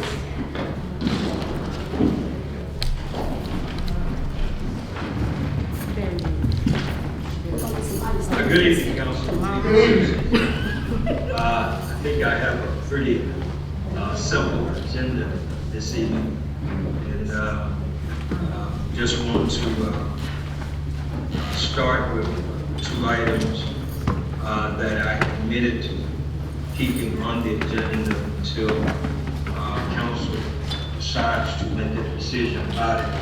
That's the $5,000 duplication of used department spending. It's Resolution 124, 20-21, and also Resolution R125, 20-21, the 10% restriction on intra-departmental fund transfers.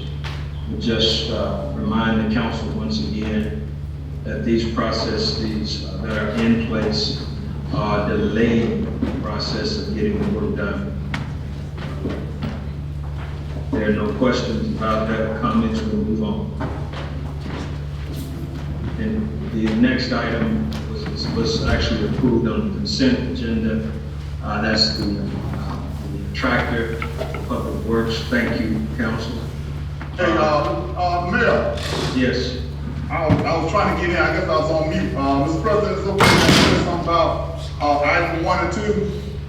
Yes, sir, go ahead, Councilman. Now, I like to see, I like to make a motion to move forward on this because this is really holding us back.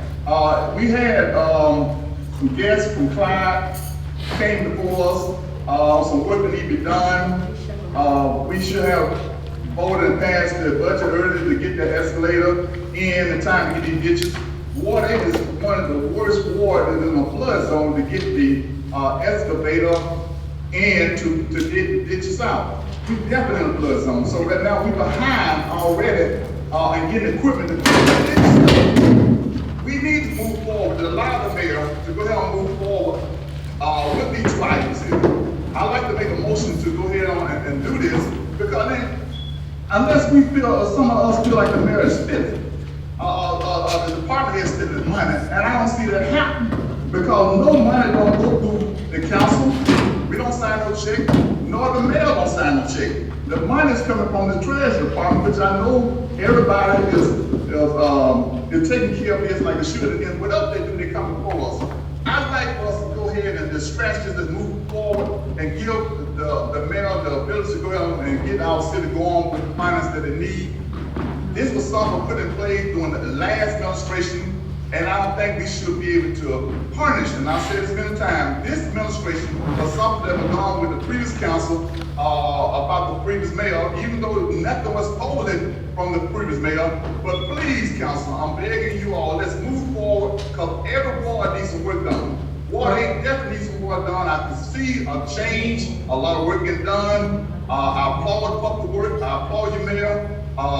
But a lot more can get done if we untie your hands and let's move forward. Mr. President, if I could, I'd like to make a motion, or we can go ahead on and pass item 1 and item to, for the mayor to go ahead and move this Thank you, Councilman Johnson. funding that they need. Is there a second? Is there a second? Second? All right, it's been moved and properly seconded, to approve the request for $5,000 duplicate on department spending resolution R-12420/21, and also to approve the 10% restriction on inter-departmental funds transfer, resolution R-125-20/21. Council, are we ready for the question? Is there any discussion? With that said, roll call, Madam Clerk. President Young, I'm going to vote no on both resolutions, as I believe this council is trying to work in the spirit of unity and togetherness, and this does not personify that. So my vote is no. Councilman Harville, Councilwoman Christie Thomas, No. Councilwoman James, I'm gonna sustain because I was really out, a lot and I was going in and on the phone, so I really can't vote on that at this time. Councilman Carmichael, My vote is no, because as the Selma Sun article recently pointed out, this is pretty ordinary across many cities in Alabama. Councilman Randolph, Yes. Councilman Jimmison, Yes. Councilwoman Jamie Thomas, No. Madam Clerk, will you please read back the result? I'm sorry, you have one more. Councilman Johnson, Y'all want to up there and vote yes. I forget about the screen over there. I'm sorry, Brother Johnson. Will you please read back the results of the vote, Madam Clerk? yes, sir. There are 4 nay votes, 3 yes, and 1 abstention. Please allow the record to reflect that the motion for both resolutions failed. All right? What's that? What's that? Yes, sir. I want the council to be aware that things don't get done like they want to. Don't hold this administration, accountable for this. Thank you. Keep that in mind. And then every council person that voted against this, keep it in mind when someone votes your way. That's how it's to be. Thank you, Councilman Johnson. Mayor Perkins, will you please proceed with the report? Item 3, approving the consent agenda. Item 4, consent agenda, thank you. Item 5, consent agenda, thank you. The Historic Commission Board appointments, Danielle Wooten, Director of Planning and Development, will speak to this issue. Resolution 138-2020. Yes, sir. The resolution before you is to appointments to fill vacancies on the Selma Historic Development Commission in accordance with the City of Selma Code Ordinances Division 18, whereas the Historic Commission shall be comprised of 9 members appointed by the mayor and ratified by the City Council. All members should be residents of Selma, Alabama, should be persons who demonstrate training, experience in history, architecture, planning, archaeological, or law, or who shall be residents of a historic district and shown a keen interest, experience, and dedication to preservation. Whereas members shall serve 3-year terms, members may be reappointed. In order to achieve staggered terms, initial appointments shall be 3 years, 3 members for 1 year, 3 members for 2 years, and 3 members for 3 years. Therefore, the term of office for each member shall be 3 years. Whereas vacancies on the commission shall be filled by the persons nominated by the mayor and appointed by the council. Such appointment shall be for the unexpired term of the member replaced. Currently, we are bringing before you current members Charles Johnson, Loretta Wembley, Alan Reeves will continue to serve the remaining 1-year term, at which time to be eligible to succeed themselves. Whereas current members Leonard Derry and William Powell will continue to serve the remaining 2-year term, at which time to be eligible to succeed themselves. Whereas new members Clarence Walker Sr., Abina Billups, and Lauren Henry are appointed to serve 3-year terms, at which time to be eligible to succeed themselves. The commission shall elect a chairman, vice chairman, secretary, and other officers as deemed necessary at the next regular meeting. Now therefore be it resolved by the Selma City Council of the City of Selma, Alabama, that Mayor James Perkins Jr. in his capacity as mayor hereby appoints Charles Johnson, Loretta Winfley, Alan Reed, Linda Derry, William Powell, Clarence Walker Sr., Avina Phillips, and Lauren Henry to serve on the Selma Historic Development Commission. If you guys have any questions at this time, I'll take questions. Starting off with Councilwoman Jane Thomas. Yes, Ms. Wu, are you Yes, going ma'am. by the, according, I heard your resolution, what you were asking. Well, you know, this falls up under the body of the council. And, I know the mayor has, you know, he could recommend it, those, people names that you are called to the body of the council. And I heard you reading off the years of being served as on this historic commission. According to the municipality board in Alabama, under the board with these positions, did you look at the guideline under that? Mayor Perkins, can you hear her question? If so, could you repeat it for me? Yes, she's asking about the guidelines on the appointment.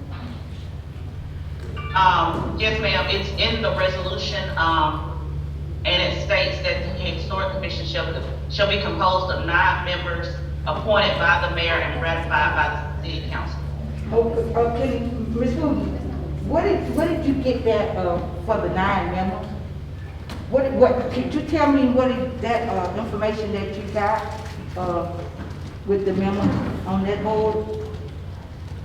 Is she asking me to cite the, Yes. Yes, I'm asking you to cite it, where you got it from. Yes, sir. Yes, ma'am. It's in, Selma City Code of Ordinance, Division 18, Section 2-256, Commission Membership, Officers, and Meetings. Paragraph 8. Yes, paragraph 8. Okay, let me ask you this too, Ms. Wood. This was done, I know you got it out of the Selma City Municipal Code. Okay, you're filling in you're putting in vacancy, putting these people in vacancy? She's asking, are we filling vacancies? What we're doing is trying to fix the problem.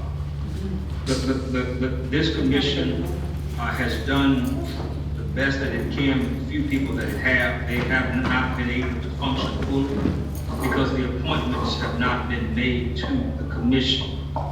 We're correcting the problem by making the appointment, and we're asking the council to ratify the appointment.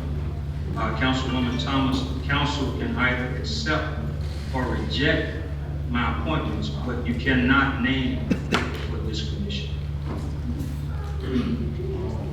Thank you. Thank you. Are there any other comments? Go ahead, Councilman Carmine. I think what Councilwoman Thomas was trying to point out is the same thing that I had underlined here. These are vacancies, and according to that same section you read off, section 2-256, F in parentheses, vacancies on the commission shall be filled by persons nominated by the mayor and appointed by the city council, rather than appointed by the mayor and ratified by the city council. I'm not real sure exactly what the difference is, to be honest with you, but I think we should all be aware of how we're supposed to move forward in this and move forward in the right way. I'm not really in favor of this just because we didn't get this resolution until an hour before the meeting. And so it's hard to crunch in. I mean, this code right here that surrounds the Historic Commission is like 50 pages long, and I could not get all that in my time from receiving this resolution to the beginning of this meeting. Councilwoman James, then we go back to Councilwoman Thomas. We have been accused of not being willing to make decisions.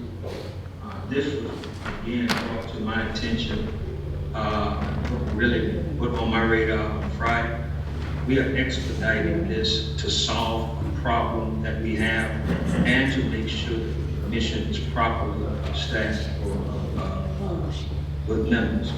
So, council, you know, I appreciate, I don't know the difference in that either, council. Thank you. Councilwoman James and Councilman Thomas, and unless anyone else has, then I'll say something. Go ahead, Councilwoman James. Again, I think this is one of the situations where the attorney should come in and clarify what we need, and also, back to Dr. Fulford. So now we know that her answer is incorrect now that they gave her when they gave her no, because there wasn't a function board. Exactly. So I believe in fairness. I really believe in fairness, and I think the attorney should look into this and see exactly where we need to be at this stand, and they need to rescind everything that they gave Dr. Fulford and let her redo what she needs to do again, or we move forward. Because if we're trying to correct a situation, we need to be fair to everyone. So her decision they gave her saying that it was not approved, it's non and void because they're not a working board. We are appointing people to the board now. So they need to rescind what they send her, whoever sent it. And because when you don't send things in writing correctly, we have enough lawsuits on file now. We don't need any more lawsuits in Selma. Thank you, Councilwoman James. Councilwoman Thomas. And I think the former council might remember this. Didn't we do an ordinance dealing with this council member? I think Councilwoman Susan Youngblood. I think we did an ordinance we put in place. Clerk, Ms. Ivy, do you recall? I think it was the year of 2018. Councilwoman Youngblood came before with us with an ordinance dealing with this on this situation. Do you recall the things or anything that was revived in this situation? Besides what we have in Unicode, out of the Unicode book? As it relates to the historic commission? Mm-hmm. I know Councilwoman Youngblood brought before this body of the council. I think we did like an ordinance, something put in place that dealing with this. With that street? No, with the board, you know, something. I'll have to research that, Councilwoman Jamie. Let me just research that and get back with you. Because I think we took a vote, I think it was done around, I'm quite sure it was done around like 2018. As it relates to the historic commission? Yes, Okay. it was something Councilwoman Youngblood was doing, you know. And I think we got some language in there. Let me research that and get back to Okay, you. very briefly, any other comments? Go ahead, Attorney Madison. Mr. President and council members, I've heard three issues that actually all dovetail.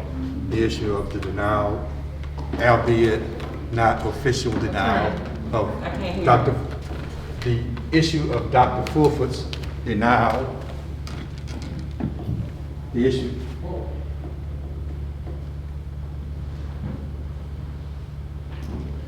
I'm saying I hear three issues that actually do dovetail, I believe. The issue of the denial, the non-denial denial of Dr. Fulford, the issue of the historic preservation's consistency or lack of a full board to begin with, and possibly any unauthorized or inappropriate or illegal action they took, as well as the voting of the vote on or of a new board. All of those issues, including the search of the records by the clerk for whether or not an ordinance in 2018 was enacted that touches upon this. All of that can be researched in conjunction with the clerk, and I can report back to the board on or before the next work session. Thank you very much. And council, my recommendation is that just as the attorney just stated those four issues, I don't think it wouldn't be right to vote on an ordinance, a resolution tonight appointing someone to this board when we don't know and have a whole lot of questions ourselves. We need to get those answers to those questions. So my recommendation is that we do refer this to the next work session for further discussion and to allow the attorney and the clerk and other parties to do what they need to do to provide us with the necessary information to make an informed and accurate decision.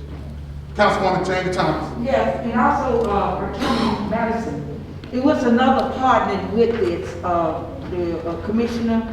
His name was Kent Green, but he passed away about a couple of months ago.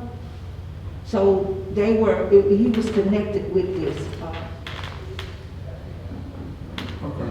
You're saying that's connected to the record search you've asked for the clerk? The name I just gave you, he was partnered with Alan in this. Okay, thank you. Is there any objection in holding this to the next work session? Any objection from the council? So do we need to make a motion to pay the police? As long as if there's no objection, we can move on. Is there any objection? Hearing none, by consensus. Thank you, Madam Clerk. All right, Mayor Perkins, please proceed. Council, I would like my objection to go into the record. This is, at the end of the day, the code is not going to change. And whether it says that the mayor appoints or the mayor nominates and the council ratifies or the council appoints, it really, the result is really the same. And Councilwoman Thomas, Janie Thomas, I did not hear everything you said, but are you saying that there was an ordinance passed to change the appointment authority on this? No. Is that what you? The ordinance. I didn't understand what you said. My ordinance I'm talking about with the situation with what she brought before us with the painting and things downtown. Councilwoman Youngblood at that time, I don't know if she was on that board or what she did, she brought an ordinance before it brought it to council. And I think we voted on it. It was around the time of 2018. And if I might have this at home. She brought it before the council around 2018 and asked us, because there were some things that they wanted to do through the commissioner board with the property. So that's why I'm saying that. Understand. Okay. I again express my The art district. Mayor, excuse I me. express my concerns about council not honoring the authority of the office of mayor. But we'll move on. Thank you, Mayor. Mayor, it was the art district. The art district, thank you. Yes, ma'am. Thank you. Okay. Councilwoman, is that what you're asking me to research? Yeah, The I art was dealing with that in that area. Okay, I do remember the art district. Yes. Discussion. Thank you. And Mr. President, Yes, sir. I fully get why the mayor is saying nominate, appoint, nominate, Yes, sir. approve. It's not gonna change the process. Yes, sir. And we've already taken it, so we can move on. Go ahead, Mayor Perkins, please, sir. You can't hear me. You still can hear? My final issue is to raise again the opportunity for us to get some large projects done by consolidating all this money. Again, that's a council decision. I'm bringing it to you for consideration. Okay. I'm sorry, Mayor Perkins, could you repeat that again, please? Once again, I raised the opportunity for the city to consolidate all these funds so that we could get some of these large projects done. And this is a council decision as to how you choose to deal with this. I have no desire to reach over into the council's authority. It's your decision. I'm making the recommendation. Thank you, Mayor Perkins. Councilman Carmichael, anyone else? And after we'll ask if anyone else wants to speak. Go ahead, Councilman Carmichael. I believe Thursday night, you said that you would have us something in our mailboxes that night or Friday morning concerning the cameras, that you wanted to combine funds and act on? You did not get the camera, plan? No, sir. From STD? No, sir. I'm pretty sure it was emailed. Let me follow up on that. Did anybody else You get it? should have gotten it. We received something regarding helicopter, but I think what we were talking about was something, for the purpose of the cameras. We were talking about the camera, we were talking about the camera system that was designed by STD. Correct. That's what we were talking about. And, A big. I thought you got that. Did Don, you may speak, or Chief, you may speak, but I thought you got that in the. Mayor, Did not the council get that information? I think we were looking for something, a large scale purchase of cameras all over the city. Is that what you're talking about? You mentioned $160,000. Yeah, like $160,000. You got it, Councilman Johnson? Yes, I did. Well, if you got it, everyone should have received it. Not about the cameras, what we talking about, you recommend about the ordinance. You brought us, some information, but we did not get the information on how much the camera would cost for the whole entire city. Right. That's what we're talking about. We have an MOU about the helicopter, but we're talking about what you brought, the recommendation to the body of council with the ordinance. Yeah, Some of the the helicopters projects. are not gonna cost the city. That's a project that's being offered to us pro bono. Let me follow up on that I'm because. sorry, Mayor, you may be confusing. We're not talking about the helicopters that are pro bono. We're talking about the cameras, the citywide cameras. Exactly, I am aware, and Okay. that's what I thought you had received, because that, I won't come in any further, but it was my understanding that did go out to you. I'll follow up on that, and if you have not received it, I apologize for it, but, those instructions were given. We'll follow up, thank you. Treasurer's report. Hey, Mayor. Yes, sir. Before we move on that, I want to go back to the oil lease. You mentioned big projects. Can you name a few of the big projects? Because I noticed back several years ago in the past administration, when I think you was the mayor at the time, y'all, all the city council pulled together with the oil lease money, and I think y'all redid the parks. I think all the parks and all through the city center. That's correct. We ended up putting basketball goals, new parks up. We renovated all of the parks when we got that done. It was a great project. And also, I appreciate y'all. I know y'all helped with the East Selma baseball park. The baseball season was up. We got a press box, got a restroom, we got a dugout, something we didn't have back in the day. So it worked out pretty good. So what are some of the projects that you want to get done? You're not prepared to talk about it tonight, because I'm prepared to make a motion, but I'm not sure whether the other council want to be, want to do it or not, but I don't have no problem with it. Well, the camera system. I'm sorry, Mayor. Designed by the police department is one. These cave-ins that we're looking at is another. We got these cave-ins around here, and we don't have enough resources to get it done. But if we look at this situation here, with the equipment that we're getting, we can outsource less, and I think we can get a lot of these things done. I don't know what a lot means right now, but I think we've identified a total of 12 cave-ins. I think that's right, Mr. Hicks, unless you found some more. Mr. Hicks, you want to speak to how many cave-ins we've identified? Well, with the plus the 12 that you already, first of all, good evening, everybody. Hey, Mayor, how you doing? Good evening. With the 12 that you identified, we actually gained 5 more. So, and then today we actually had a situation where, thank God for Aspire being here doing what they were doing, and they helped us out with one that kind of both sides worked on that and got that done, so we don't have to have a fixed on union. But they are occurring all over town. So we're up to 17 that we have identified. And if we break this money up, we probably won't be able to get, we might be able to get 1 or 2 done. Keep it together, I think we can do more. But, you know, there's no magic wand. You got to dig it up and see what's down.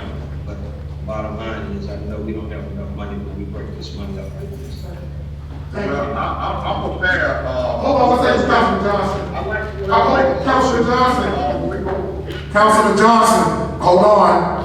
Councilwoman Christie Thomas would like to speak. She's been trying to get recognized. Councilwoman Thomas. Rather than verbally saying what we need, can we get something, a comprehensive plan in writing, stating what items are needed and how much it's gonna cost, so we can make a decision on this? You can get a plan, Councilwoman, but to tell you exactly how much it's gonna cost, I can tell you we're gonna have to go down and figure some of that out. We are using some camera technology to identify some of these, and we're trying to figure out a way to not have to dig all of them up to fix it. We've also identified at least one that was done maybe a year or two ago that's still under warranty. And we need to get the contractor that did that to come back and redo it. But the answer is yes. This last week it was 12, today is 17 with one repair. So we're still trying to figure out where all of them are, but it's a lot of them. And what Mr. Clyde Richardson mentioned today, that's the enemy. That's the enemy we're fighting against. Okay. Quite frankly, the city does not own the technology to go in and identify all of them. And if we go in and try to identify every break in our drainage and in our sewer system, we've already provided an estimate of, I think, over $200 million to fix some of this stuff. So so what we're doing now is trying to identify the low-hanging fruit. Thank you, Mayor. Things that we can actually identify as cave-ins and get those done. All right. Councilwoman Thomas, she's been trying to get recognized a long time too as well. Councilwoman Jane Thomas. Mayor, isn't that some of the $3 million dollars that we're getting it's gonna be somewhere in that the guideline that we will be able to use some of that for infrastructure when we get it from? There are specific terms for the use of that money, and all of that's in planning and development now. And we're also working across the city with other entities to see if we can come together, because collectively in the city and county, over $50 million will be coming into the city with those resources. And so there's some conversation going on about that. I don't know how it's going to work out. It may work out, it may not. They choose to use their money for their specific purposes, just as the council may choose to keep it in New Orleans. So we'll just have to wait and see. The only thing I can do is advocate for what I think is in the best interest of the citizens of the city. Correct. Thank you. Councilman Johnson, go ahead. Yeah, well, and right there on the corner of Plant and Burnham is what a major cave-in is. And I thank you, and I want to thank Mr. Higgs for sending the crew out there. And luckily, like you said, it's been about a year ago when that was repaired.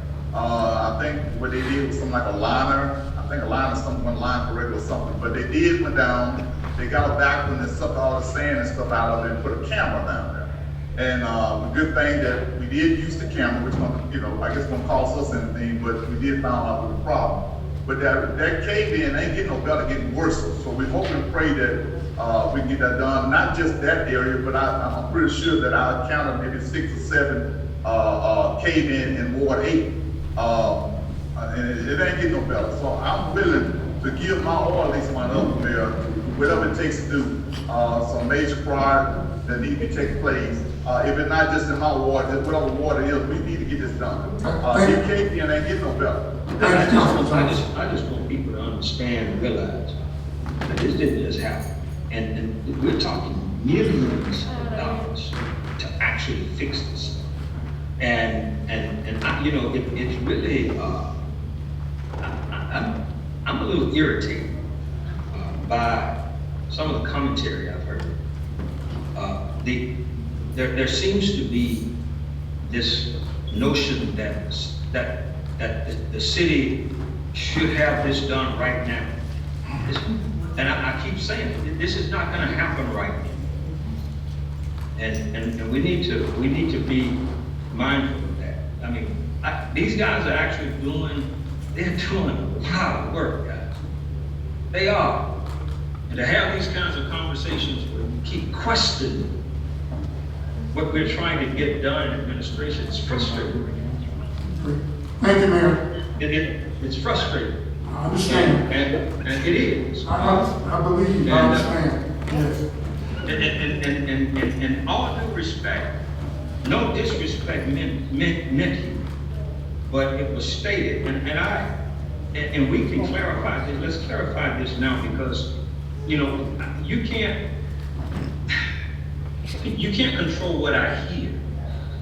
And what I heard you say, Council President, was I heard it being implied that I perhaps am not working from the spirit of cooperation and fairness in your vote to disapprove those two items. And that's not the case. I said, I didn't bring this up. I didn't call for the vote. And so to suggest that for you all to deliberate it and vote on it the way you choose to vote on it, that's fine. But I wish people would stop. I'm asking people to stop pointing fingers at the administration, because this stuff hadn't been done in the past 10, 12 years.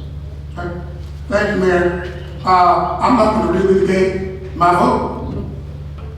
Just as every council member up here, your vote is your vote.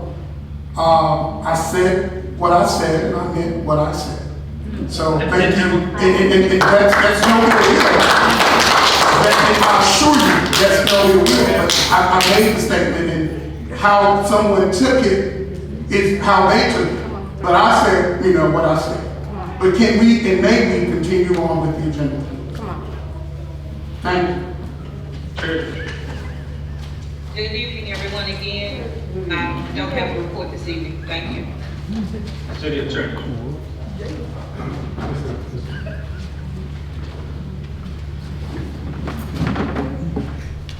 Mr. President, I think you had, thank you, Mr. Mayor.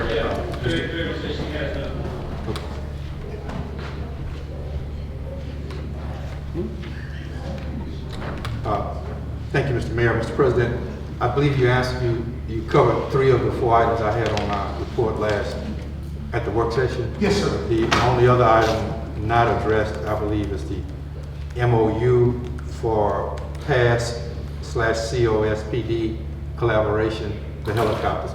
The helicopter MOU came from my office, not the mayor's office. It came at the mayor's direction, but it came from my office. I got you. Yeah, and he did not send that. It was supposed to have been included previously with my packet. One of the items got left out, the MOU. Another one was added erroneously that never should have been sent to you. Councilwoman Thomas, Janie Thomas, brought that to my attention today. So I'm asking that the council consider voting and approving the Police Aviation Support Services and City of Selma Police Department Memorandum of Understanding. Okay. Thank you. Council, the attorney has expressed his recommendation regarding the helicopter. I don't have that in front of me right now. I'm hoping someone else does.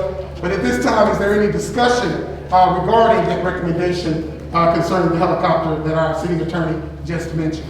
I don't have the documents in front of me. I'm willing to answer any questions you might have. Okay, thank you. Are there any questions? Okay, so you're asking that we approve that recommendation. Is there a motion from any member of the council to approve the recommendation coming from our attorney regarding the helicopter MOU? So move, Mr. President. All right, is there a second?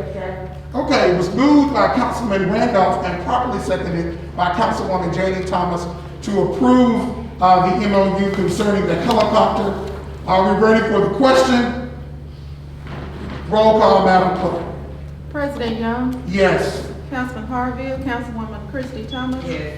Councilman Carmichael? Yes. Councilwoman James? Yes. Councilman Randolph? Yes. Councilman Jemison? Yes.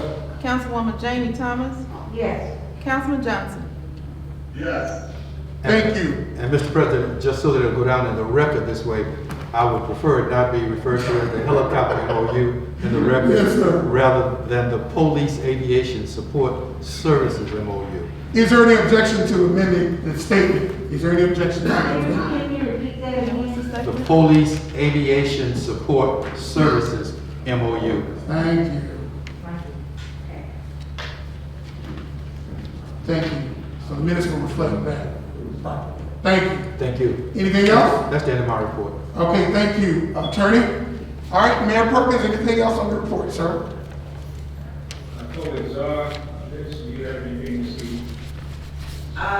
Just briefly, Mayor, thinking again, I just wanted to make sure that everyone was aware that we have an additional, in the last 14 days, we had 16 cases. Cases are gradually moving up. I did check with the hospital and they are seeing more COVID patients. So we're asking everyone to still take precautions in the city. There has also been a decline in the number of citizens who are possibly taking the COVID shot originally and the second. And we know that nationally, and we are having some issues with individuals taking the second. It is very important that you take the second in order to be actually secure from getting the COVID virus. At this particular time, we have 18,308 doses administered in Dallas County. We have a number of people who have had one or more shots, 11,288. And then we have 7,552 number of people who have completed the shot vaccination series in Dallas County. Continue to follow your CDC rules. For those individuals we know as of today or yesterday, CDC rules state that you do not have to wear a mask in public if you are fully vaccinated and you have reached the number of days within that vaccination time to be secure. So please continue to be as safe as possible. And thank you again, Mayor and Council. Have a good evening. Thank you, Mrs. Roberts. The announcements that I have are very brief. I trust that the accommodations made for council are satisfactory, and would like to acknowledge the work that was done by the Public Buildings Director and the building inspector and all of the people who, IT, planning and development, all the people who made ready the council chamber for you all to meet there. Hopefully you noticed the difference in the lighting and the aesthetics. A lot of work was put into it. We just wanted to acknowledge the work. And Mayor, we also would like to thank you. We look up at the ceiling and we don't see that large stain anymore, whatever that was in the ceiling. So thank you for that.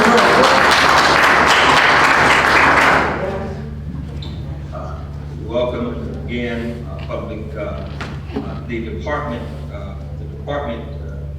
heads under this administration are empowered to do their jobs. I do not limit them. They have the responsibility to do the work, and they have the authority to carry it out. And so that's, I commend them for their work and their efforts. The city currently is hiring some 60+ positions that are available. Please write this number down. That's 874-2110, 334-874-2110. Just come by personnel, get an application. And we look forward to hopefully people meeting the criteria for employment and becoming an employee of the city.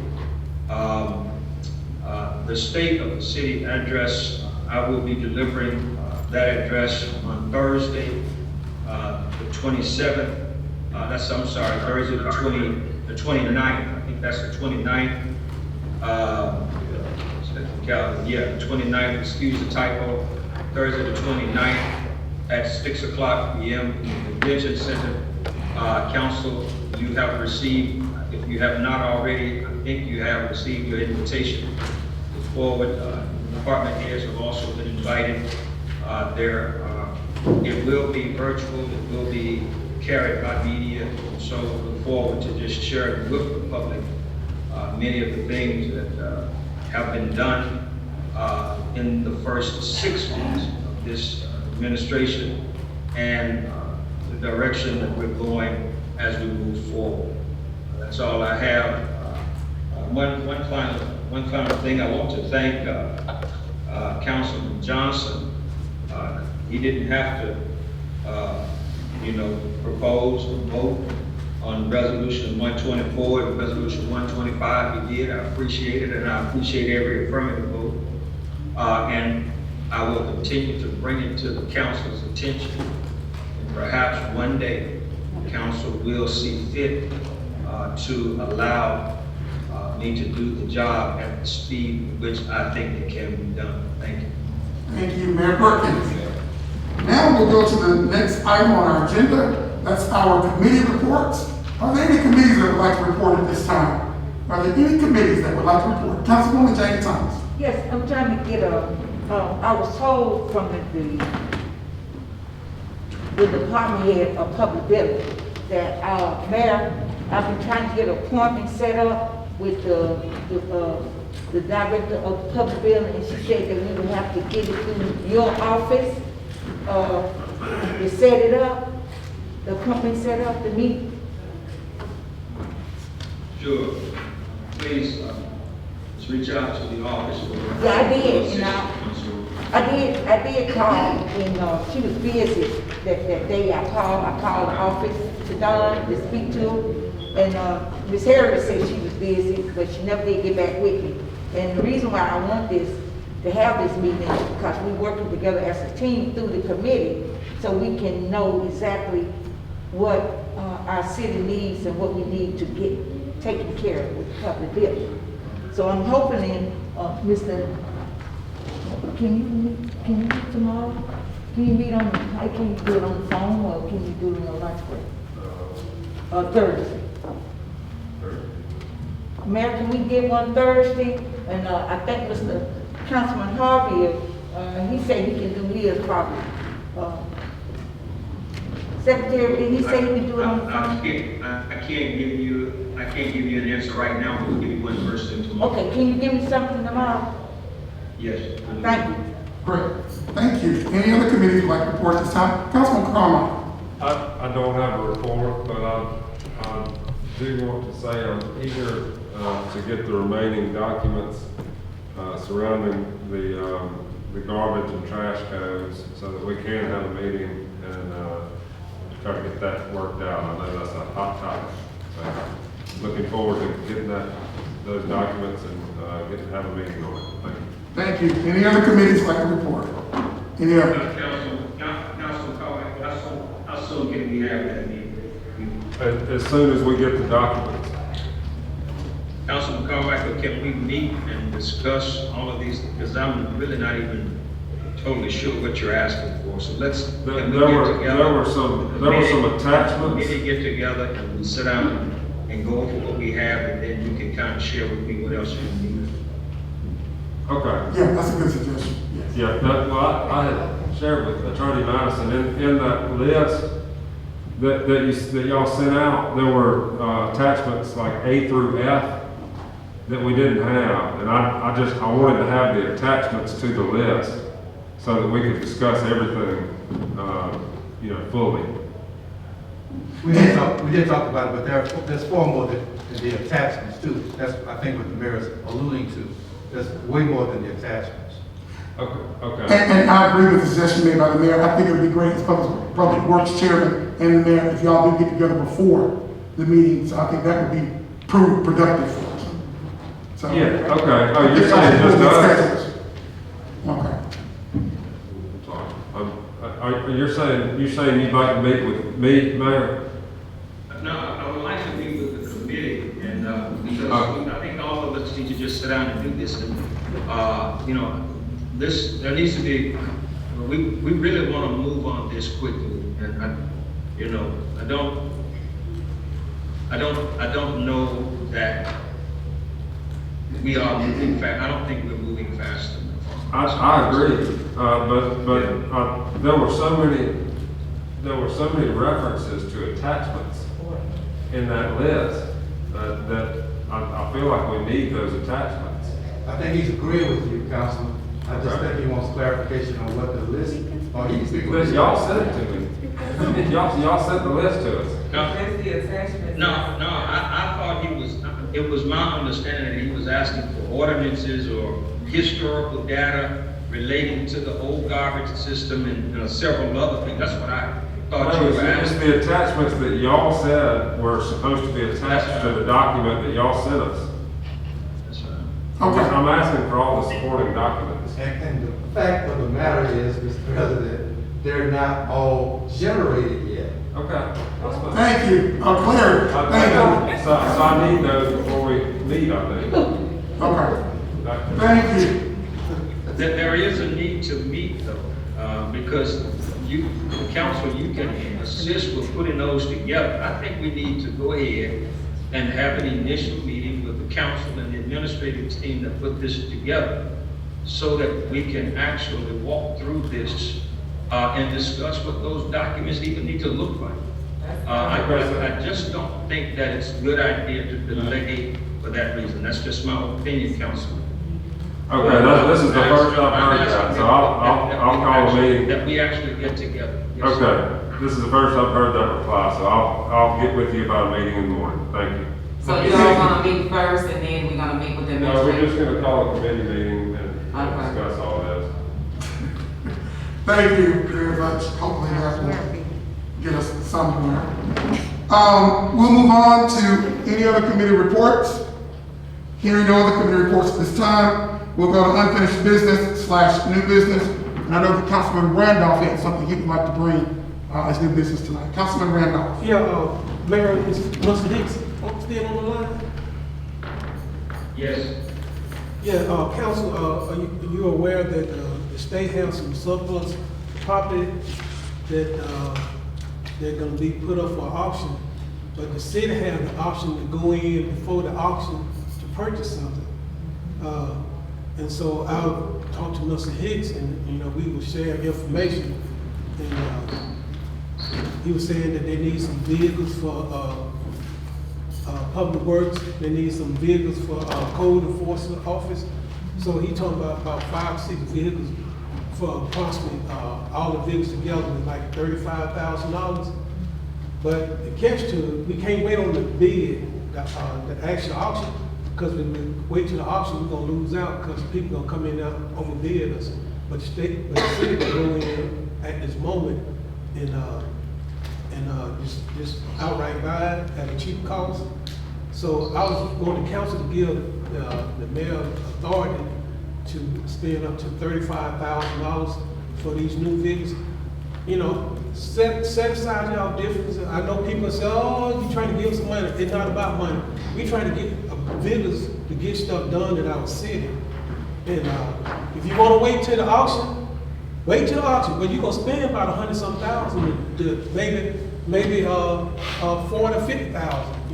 But you got the time now to go in and give the mayor authorization, send someone over there to test drive the vehicles and get some good quality vehicles before the auction.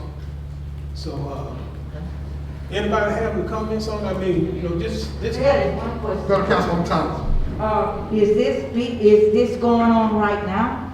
The auction, Mr. Hicks, you don't Can he mind? explain to us? Yeah, the auction finna come up, but we trying to buy this equipment before the auction. If we buy it now, we can go in there and buy it as a city. They let cities come in there and buy it now. Well, just like you said, the amount of money, like you said, they do need the vehicles, because we some of the people are driving their own personal cars.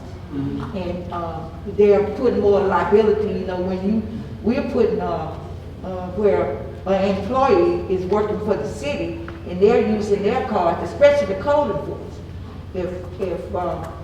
we have to look at things like that, but if this body of the council look at, and Mr. Hicks tell us, that this is coming up ahead of time, and so we can talk with our treasurer and see is where the money gonna come from to purchase these. We have to have a time frame and everything. But we'll have time estimate to wait. The mayor will find out, get the mayor authority and the treasurer to find out where they're gonna get the money from. We ain't got time to sit here and say, Well, that's what we say. Next council meeting is a done deal, Well, we ain't getting that. Councilman Randolph, that is what we are saying. If you brought this to the body of the council, you know this auction, if Mr. Hicks saying that there's a certain amount of cars that the auction finna auction off, and he needs the money, Mr. Hicks should address that to us, so the body of the council knows. Mr. Hicks, are you on the call? Councilman, I am here, yes, I'm here. What can I help y'all with? Can you explain the importance of us go ahead and get vehicles now? Why we gotta change before the auction? If we wait till the auction, we gonna lose out. Believe me? I think I did this once before. I went to the auction and I found 4 vehicles that I could have purchased for $23,500. But due to the fact that we had to wait for the council to meet and do the 5%, the 10% thing, moving around and all that, there was a 3-day delay. The auction went on and I lost all 4 vehicles. So the only thing I'm saying now is code enforcement needs some vehicles. I am riding in my own personal truck that I just bought for the city. And I'm not charging y'all a dime for it. And I'm not gonna charge you a dime for it. But the thing of it is, we have an opportunity to go over to the auction, find some nice vehicles. we're not asking for brand new vehicles. We're asking for vehicles that the state has put out that's in good condition, we can get for a little nothing, if the council decides that's what you want to do. But if you don't, then, all this discussion back and forth about what we're gonna do, sometimes we have to move now. We can't wait for 4 or 5 days or 2 or 3 weeks or a month to get some stuff. And I understand you guys got to deliberate and do what you got to do. But all I'm saying is that we can go over to the auction. I think it's gonna be in the next 2 weeks. We can go over there, find out how many vehicles we can purchase. If you guys want to purchase them, fine. If not, then, we won't have to because the auction is going to go on whether or not we buy these vehicles or not. So, okay. Thank you, Ms. Hicks. Now, let me just get some clarity on this. What Councilman Randolph is proposing is that we authorize the mayor, through whoever his designee is, to go to the auction before the auction. To, because they give cities special privileges, to authorize them $35,000 to go purchase some much needed vehicles for code enforcement or whatever else. The only question I have is, as Councilwoman Thomas kind of said, where are we pulling this 35 from? This is the same situation that we were talking about. I was at the 10% council. It would be, I could lose my position as mayor if I go and do something, move monies in the budget that would exceed the amount of the appropriation of the budget. I'm not gonna do that. What we're talking about doing is being able to move money where we need it to do what we need to do when we need it.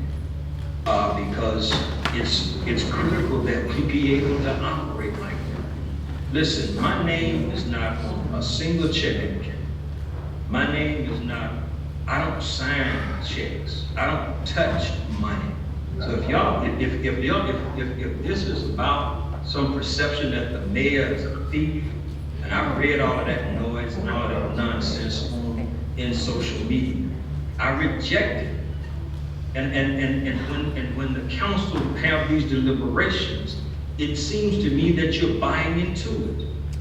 It's offensive, it really is. You know, all we're trying to do, if Mr. Hicks finds, if he goes over to the state yard and he identifies some vehicles that we need, then administration will get together, find out where we can move money from within the budget without exceeding any of the appropriations that you made. Move the money to where we need so that we can, so that we can appropriately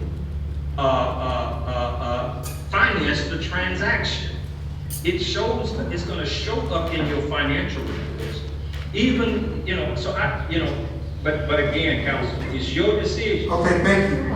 Thank you, man. All right, Councilman Randolph, anything to add? No. Okay. Anything else? Sure. I'd like to make a motion. Go ahead and make a I'd motion. like to make a motion that we allow the mayor to up to $35,000 to go and try to find some vehicles from the state auction. Is there a second? Second. All right, it was moved by Councilman Randolph, properly seconded. I think I heard Councilman Johnson first. Councilman Johnson seconded the motion. Any further discussion, Council? Can I get some clarity on that motion right quick? Go ahead, Councilman Carmichael. This is moving funds within the Public Works Department. Correct? Yes. Okay, I just wanted to make clear on that motion. So you can get the public. Well, if a truck is going to go to recreation, or if a truck is going to go to code enforcement, we need to be able to do whatever we need to do. I don't want to just say it's going to all come from public works, because it may not. Right. So, Well, can we see the needs? How long would We these needs don't be? have time. Well, It's a time well, issue. okay, but I have a statement I'd like to make concerning the future. Okay. Most of the state departments move this equipment to the yard late. I'm- They're just moving it this week. The auction, I think, is Thursday or Friday. We don't have a lot of time to do that. I'm asking about the future because I've heard about this auction for weeks, and Yeah, we The have. equipment is not there, Councilman. Those trucks are not there. Can I finish, please, sir? They announced they're gonna do it, but those departments don't bring that stuff in there. Okay, can I finish? I've heard about this for weeks, and if we can see the needs of the departments and what you're needing, and spelled out for us, if you need vehicles in this department or whatever, I mean, it just seems like you could give us something on paper that we could see where the money's going. I mean, I'm not saying anybody's a thief or anything. I just like to account for spending. It's nothing against anybody personally. Okay. I like to account for where the money's going. Okay. And just words on the night of a meeting, I mean, that's hard to vote on. It really is hard to vote on. So Okay. I'm not saying that I'm just saying in the future, can we please try to get more information on it? Councilwoman Jane Thomas, and then we have a motion on the floor. Go ahead. can we do a special call meeting, on Zoom for tomorrow, so we can get this taken care of? Tomorrow would not be appropriate because of the notice provision, we have enough notice. Okay. So, but we do have a motion on the floor. Any other discussion? Any other discussion on this motion? Roll call, Madam Clerk. President Young, At this time, I will vote no, because I need more information to make an informed vote. Councilman Harville, Councilwoman Christie Thomas, Yes, because of the need, and I don't like the fact that Mr. Hicks is having to drive his own vehicle to do work. So my vote is yes. Councilman Carmichael, I'll say yes to this as well. I'm not happy about not having anything in writing in front of us to vote on, but $35,000 as needed for vehicles for these departments. Councilwoman James, Yes. Councilman Randolph, Yes. Yes, because of the need. and yes, Councilman Randolph, Yes. Councilman Jemison, Yes.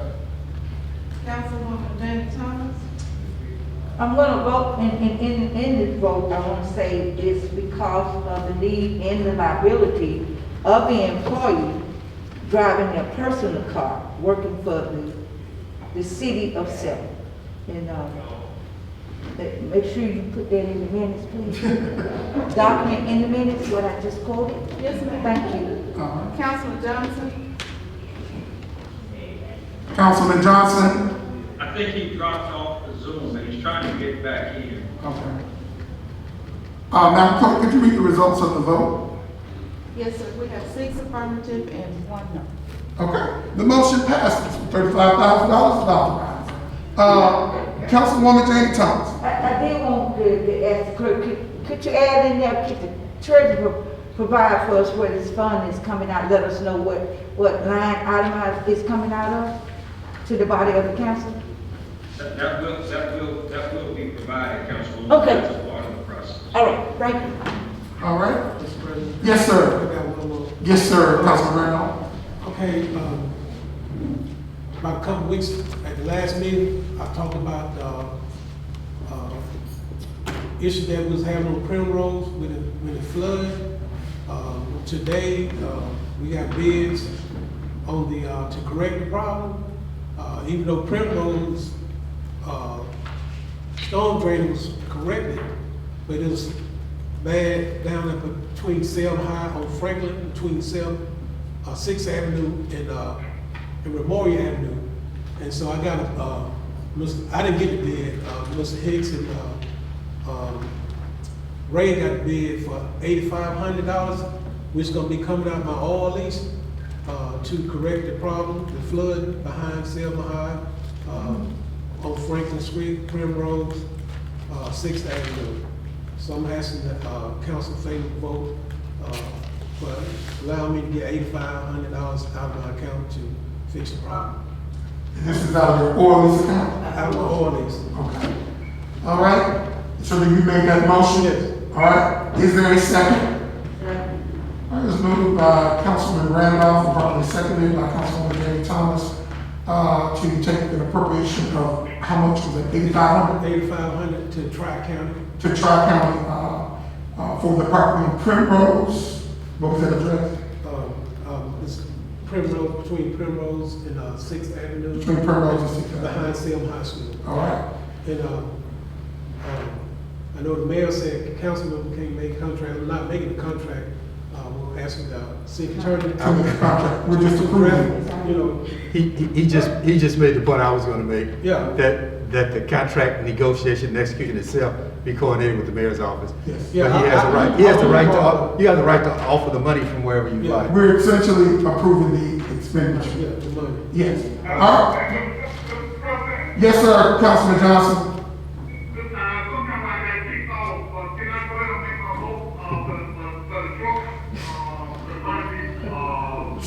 Certainly, Councilman Johnson. You may have your vote recorded for the clerk for that previous vote. Go ahead, Councilman Johnson. Thank you, Councilman Johnson. Yes, okay, thank you. We do have this motion that's on the floor from Councilman Randolph. Are we ready for the question? Roll call, Madam Clerk. President Young? Yes. Councilman Harville, Councilwoman Christie Yes. Thomas, Councilman Carmichael? Yes. Councilwoman James? Yes, because I will be doing the same thing in Ward 4. Councilman Randolph? Yes. Councilman Jemison? Yes. Councilwoman Janie Thomas? Yes. Councilman Johnson? Yes. Very good. Any other new unfinished business we need to take up? Councilwoman Janie Thomas. The reason, I'm getting this unfinished business because I was the one that was very concerned about our elected officials when they I've been doing some reading and some research, and I want to give Attorney Madison, can you come get this right here for me? And this is section 11-43-12, and I'm very concerned about this because we have business, we have citizens, elected officials on this county that have business. And we had one council, this is old business. We had one council brought his information, but I was against it because I wanted to get an understanding. I gave you the page, Major Madam, 58, Okay. section, okay. And, I really want to hear, the whole entire, council needs to know this. There were, when, I'm worried about where is our money going to now. If public work, need concrete, anything else, are they buying the supplies from another city? Is our money going to Prattville, or is our money going to Montgomery? I'm serious. I had a lot of thinking. I had to do it alone. I just had to figure it out. And the reason why I gave it to the attorney is because there are 4 different opinions during 4 different times with this opinion that happened in other cities with elected officials sitting up here. And I wanted Madison to look into that, and I wanted to bring back that resolution because I'm trying to figure out I would like to ask the mayor a question. With the needs of the city, with work needs to be done on the streets and stuff, where are public work buying the supplies from for our city? Is it gone? Where are they buying supplies from? You know, like we have sidewalk, concrete. Since we only had one business here in the city of Selma, which I was the one that I put a hope on that resolution because I had to do my own research and to find out under the section code of Alabama as an elected official that's sitting up here that got business, and our city is operating. Well, he wasn't an elected official at that time. Our city had been doing business with this cooperation. And when this person became an elected official, not only for him, anybody that got business, that we have two people on our panel right now has business, but only one person put in a resolution. But I stopped the resolution because I wanted to get a good understanding of the article. But right now, since that business has been only the one supply for the city of Selma, have our city, have this public work had to go had to go somewhere else to get the concrete, the material that they need to fix a sidewalk or anything else? I would have to have Mr. Hicks to chime in on this. I will tell you that the asphalt that we're using, I think, but I don't need to think about it. I'll let him speak to it, but I think it comes from the state. And but go ahead. Okay, and I wanted the council to know this, the whole body. I am the one that was wanting to know more, and I have been doing my research and I've been looking.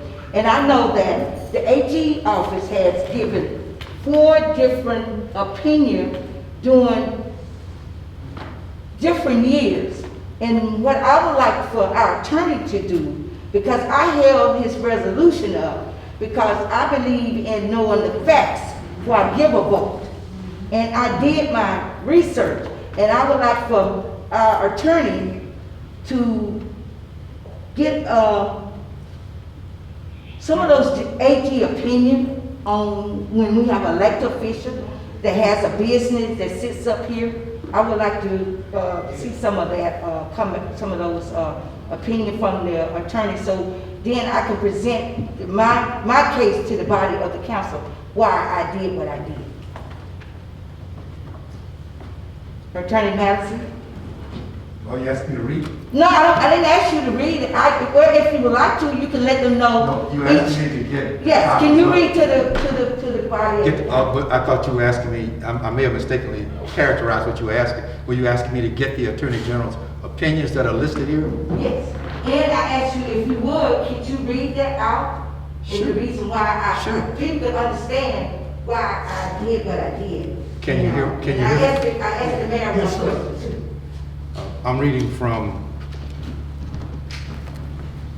the handbook for mayors and council members of the Alabama League of Municipalities, 2020, copyrighted 2020. Section 11-43-12 does not prevent a corporation of which an elected municipal official is a stockholder from doing business within a municipality. And then there's an Attorney General's opinion referenced in 1958. However, a municipality may not deal with an incorporated firm in which a member of the governing body owns a controlling interest.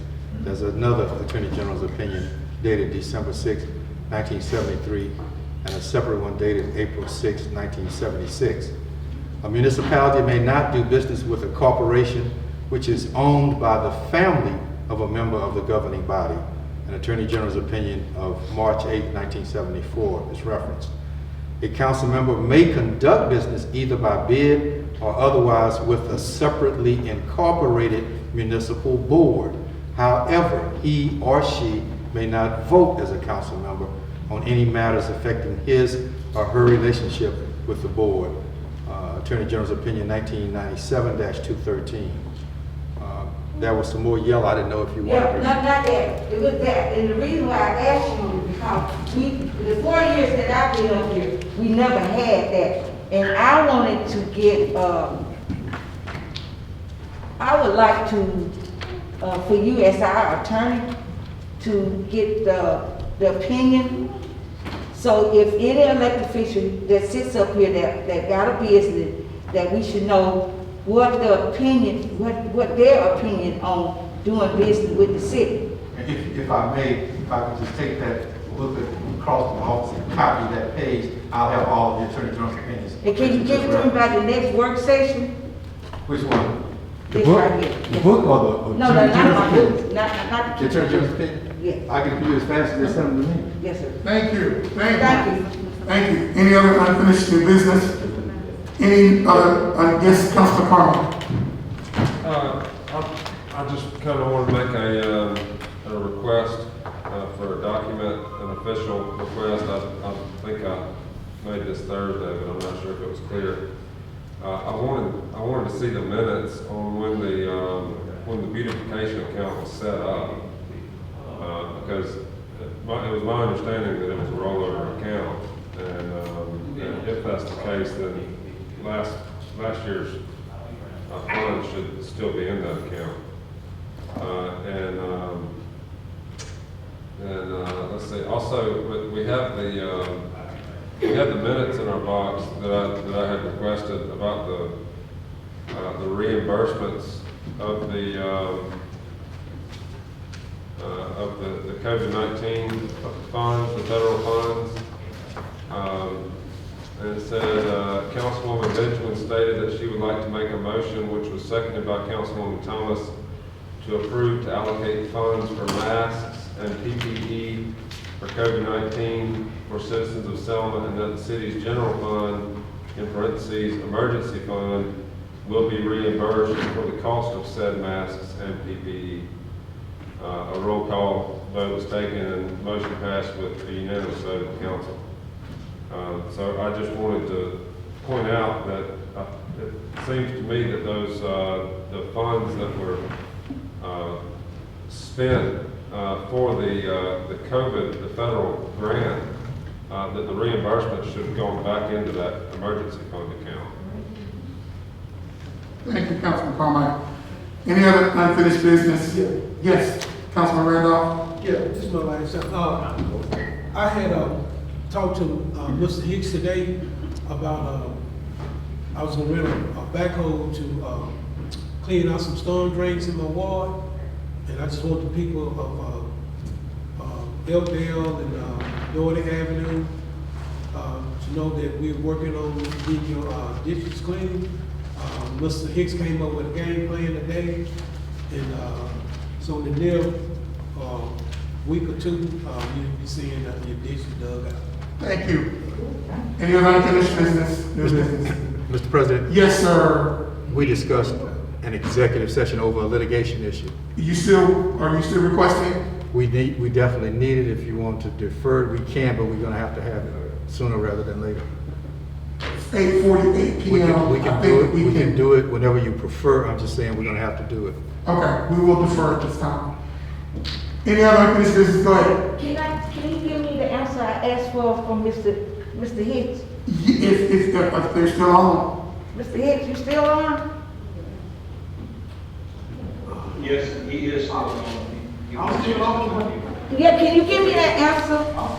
I'm still on, but I don't know what y'all talking about. Okay, can I ask you the She question? wants to know where are you getting your raw materials to do the work that we're doing in public works? Okay, the asphalt, the asphalt that we're running now, it comes from, DOT up on 80, or either from Montgomery. And, that's about the only material that we're buying at this point, because we have not been able to pour any, cement at this time, because we really haven't, gotten into that. Well, I'll take that back. We did make some manhole covers, but we went to, a local Marvin's and bought some cement and made it up to put it in, make the tops for the storm relief. But in large quantities, we have not been buying anything, outside of Selma or anywhere else at this point. Okay, the reason I asked you, because I got a lot of, the storm pulled up a lot of these sidewalks up with the big trees, so I'm just figuring, you know, how much longer we gonna have to see that, in the community with the sidewalks up. And I was trying to see where you getting it from anywhere else. Cause I have once he give me my information, then I will end my case. I will plead my case if the over. Okay, thank you. Any other unfinished business? Hearing no further business, we'd like to thank everybody for coming out tonight. It's great to be back in chambers and to see one another, and we wish you the very best. There being no further business, this meeting stands adjourned. Yes. Thank you. Thank you.